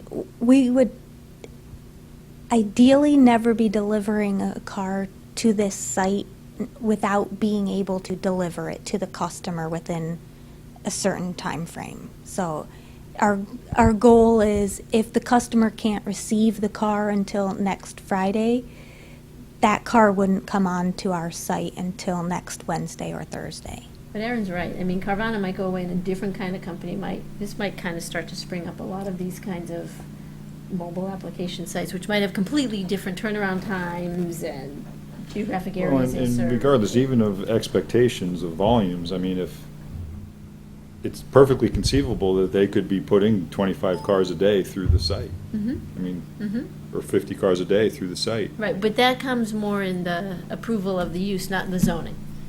Like the It'll approval be of through the the- licensing of it. Of the licensing of it, right. It's Right. not so much a zoning decision. Do you I have would any think, other? right? Yeah. Do you have any other examples of a hub that's set up like this, that's currently in production or being used? We do. We have a site in Birmingham, which was an adaptive for use site, which they use as a hub. It was an existing brick building, and we turned it into a hub site. But we do have quite a few hub sites around, and it's somewhat easier for us to do a hub site in a nice little community like this than to put up a vending machine. Not really appropriate. Doesn't fit in with the town, so. Glad to hear you say that. But that's the, what did you say, Birmingham, Yes, Alabama? yes. That's the closest one? Oh, that's not the closest one. I was just giving an example. I was asking for an example of one that's situated kind of like what? Yeah, I know, but is that the closest one that, we can't get in the car and drive over and take a look, right? No, no, there's nothing that close to here. Okay. We're working on a few sites that are in like the New York, Connecticut area. I think we might have one in Hartford that's getting up and running right now, but it's a very common type of development for Carvana because the vending machine is not appropriate everywhere. Okay. Any other questions? Interesting conversation at town meeting. You're looking like you have another question. I just don't see the value in it for the town. It's not for the zoning commission conversation, so. Rich, anything else? All right, let's open it up to the audience for any of the articles that we've discussed here. Comments, anyone? Why north of Carvana and not? Please take the microphone, sir, and identify yourself. Hi, my name's Sam. I live here, obviously, but why Norfolk and not just a town next to us that already allows you to have cars displayed or whatever? Because you don't have the license in a CDL thing? Is that? I can't give you an honest answer to that because I'm not part of the site selection team, but I do know that they have some fairly strict guidelines of what they're looking at for a site. And we do look everywhere, and for this area, this site was the best choice for us as far as location and distance from the freeway, as far as making deliveries easier. So.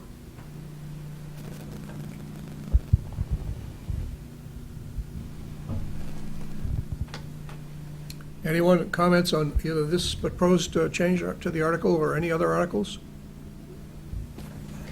I do think it's important when you're presenting this at town meeting that it doesn't become an article that's about the selection of a particular commercial business, that it becomes the merit of the article itself, because that can start to get awfully confusing for people. This is a zoning bylaw change. This is not any kind of approval around a certain company coming to our town. So, I mean, this should be used purely as an example of this type of facility could then come into town. But that's not a done deal. I mean, I'm in favor of it, so I would welcome it, but that's not what this article is doing. I just think that's important on your cheat sheet if you're. It provides a little more flexibility for the site, and I think it jives with what the town has in mind for that area, and there aren't a lot of corporate uses that jive with that site, with what the town has in mind for that site. So it really is a great opportunity for the town to have all those That's things. why I differ from you, Aaron, that I do feel there's true value to the town for this in a really low-impact, low-risk kind of way.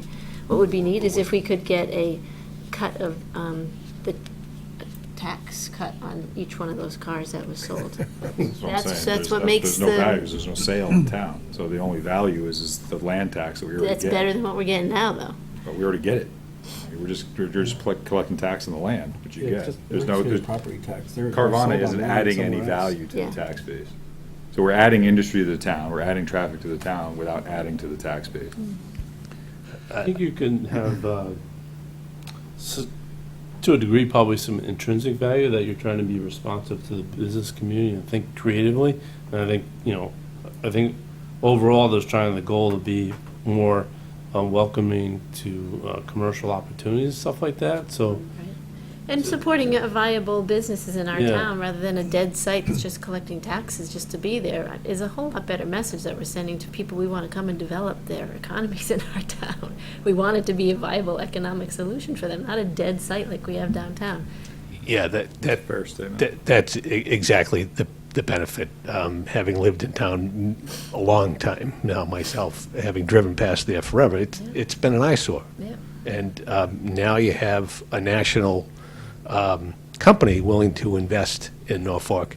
You have a local person, Tim O'Toole's a local businessman who's investing in Norfolk, and I think you want to encourage that kind of investment. And I think that the town will derive benefit in the long run by cleaning that up, cleaning that area up, and now you're attracting more business. And I think that's the benefit to the town. All right, thank you. Thank you very much. We need to vote on each of these in terms of our Good luck support nonetheless. for all of these one at a time, right? Yes. Okay. So, okay. We're doing this one at a time or a blanket? Right? One at a time or a blanket? I don't think we can do it like it, can we? I think we need to do it one at a time. There's only 4 or 5 of them. Yeah. Well, you probably have to do them, you could do separately because you got a little friendly amendment potential for one. Perhaps, right? All right, so we need a motion to support the change in the housing, affordable housing development bylaw as amended. And we didn't have any friendly amendments on that, though, right? Just Well, that was the one. Oh, I was hoping. That is the one, right. Well, Yeah. yeah, you're amended, but we didn't make any further friendly No, amendments. right. Hopefully you accept my friendly amendment. So I move that the planning board vote in support of amended Article 15 Affordable Housing Development.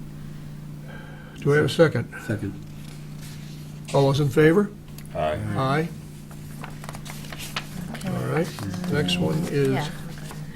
is where? And the rest, I think, you did, maybe perhaps decided to just leave as is, correct? Oh, no, I'm sorry, Yeah, never no, mind. number My apologies. 16, right. Order That's right. change on the. So for Article 16, I vote that planning board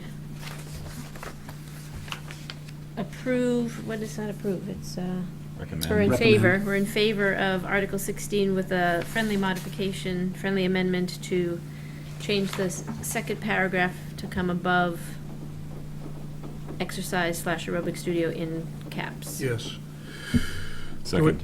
All those in favor? Aye. Don't we have to do 15 as well? That was, I just did That was 15. the first one we did. Oh, we did. 15 was affordable housing, 16 is aerobic. 17? What was this one up front here? That's the first 15 before he amended. He has the original 15. Oh, and yeah, he yeah, has okay. Amended the Yep, amendment. yep, I surrender. So Keep I'm on going. page 8 now. I think that in Article 17, if not a friendly amendment, Rich, then did you want to handle it through the cheat sheet with the prohibited? Yeah, You want to do the cheat sheet instead?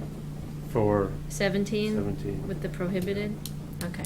So I'm gonna as, do a cheat sheet for all of it, but yes. okay, so as is, vote to support recommendation of Article 17. And do we have a second? We do have a second. All those in favor say aye. Aye. And then Article 18, as is, vote for the planning board to support recommendation of Article 18. As Second. is. All those in favor say aye. Aye. You want to ask if anyone's opposed, because Aaron doesn't let it. Opposed? I'm not even voting. No. You're was abstaining? Oh, I didn't. Can't vote yet. I can't vote yet. All right. I just complain. Join the crowd. Vote for Hunt at first. Oh, it looks Join the crowd, yeah. Really tight race. Yeah, tight race. All right, what other business do we have? We have an endorsed site plan later, right? Yes. And just a notice that the election is on May 1st, town meeting May 8th. And there's one other item before we entertain a motion to adjourn. Just like to acknowledge that our colleague sitting to my right, this is her last meeting. And how many terms have you been? 2 terms. Two six- terms. 6 years. Yeah, and we thank you for your service to the town, and we're gonna miss you. And sorry to see you go, Thanks, and guys. wish you the best. Maybe she'll be back. Yeah, take a little hiatus. It may not go away forever. Maybe we can't get rid of you? Maybe Oh, not. God. Depending on how things go next year. Yeah. Thank you, guys. I'll miss you. You're the best. I entertain a motion to adjourn. Do we need to vote on the 77 pond endorsement? You just, No, It's just to no, endorse. just sign Okay. it. it's already been approved. It's already, we already It's already voted. been- it's already been- Perfect. So second that motion to adjourn. All those in favor? Aye. We are adjourned. Now, the last time we met,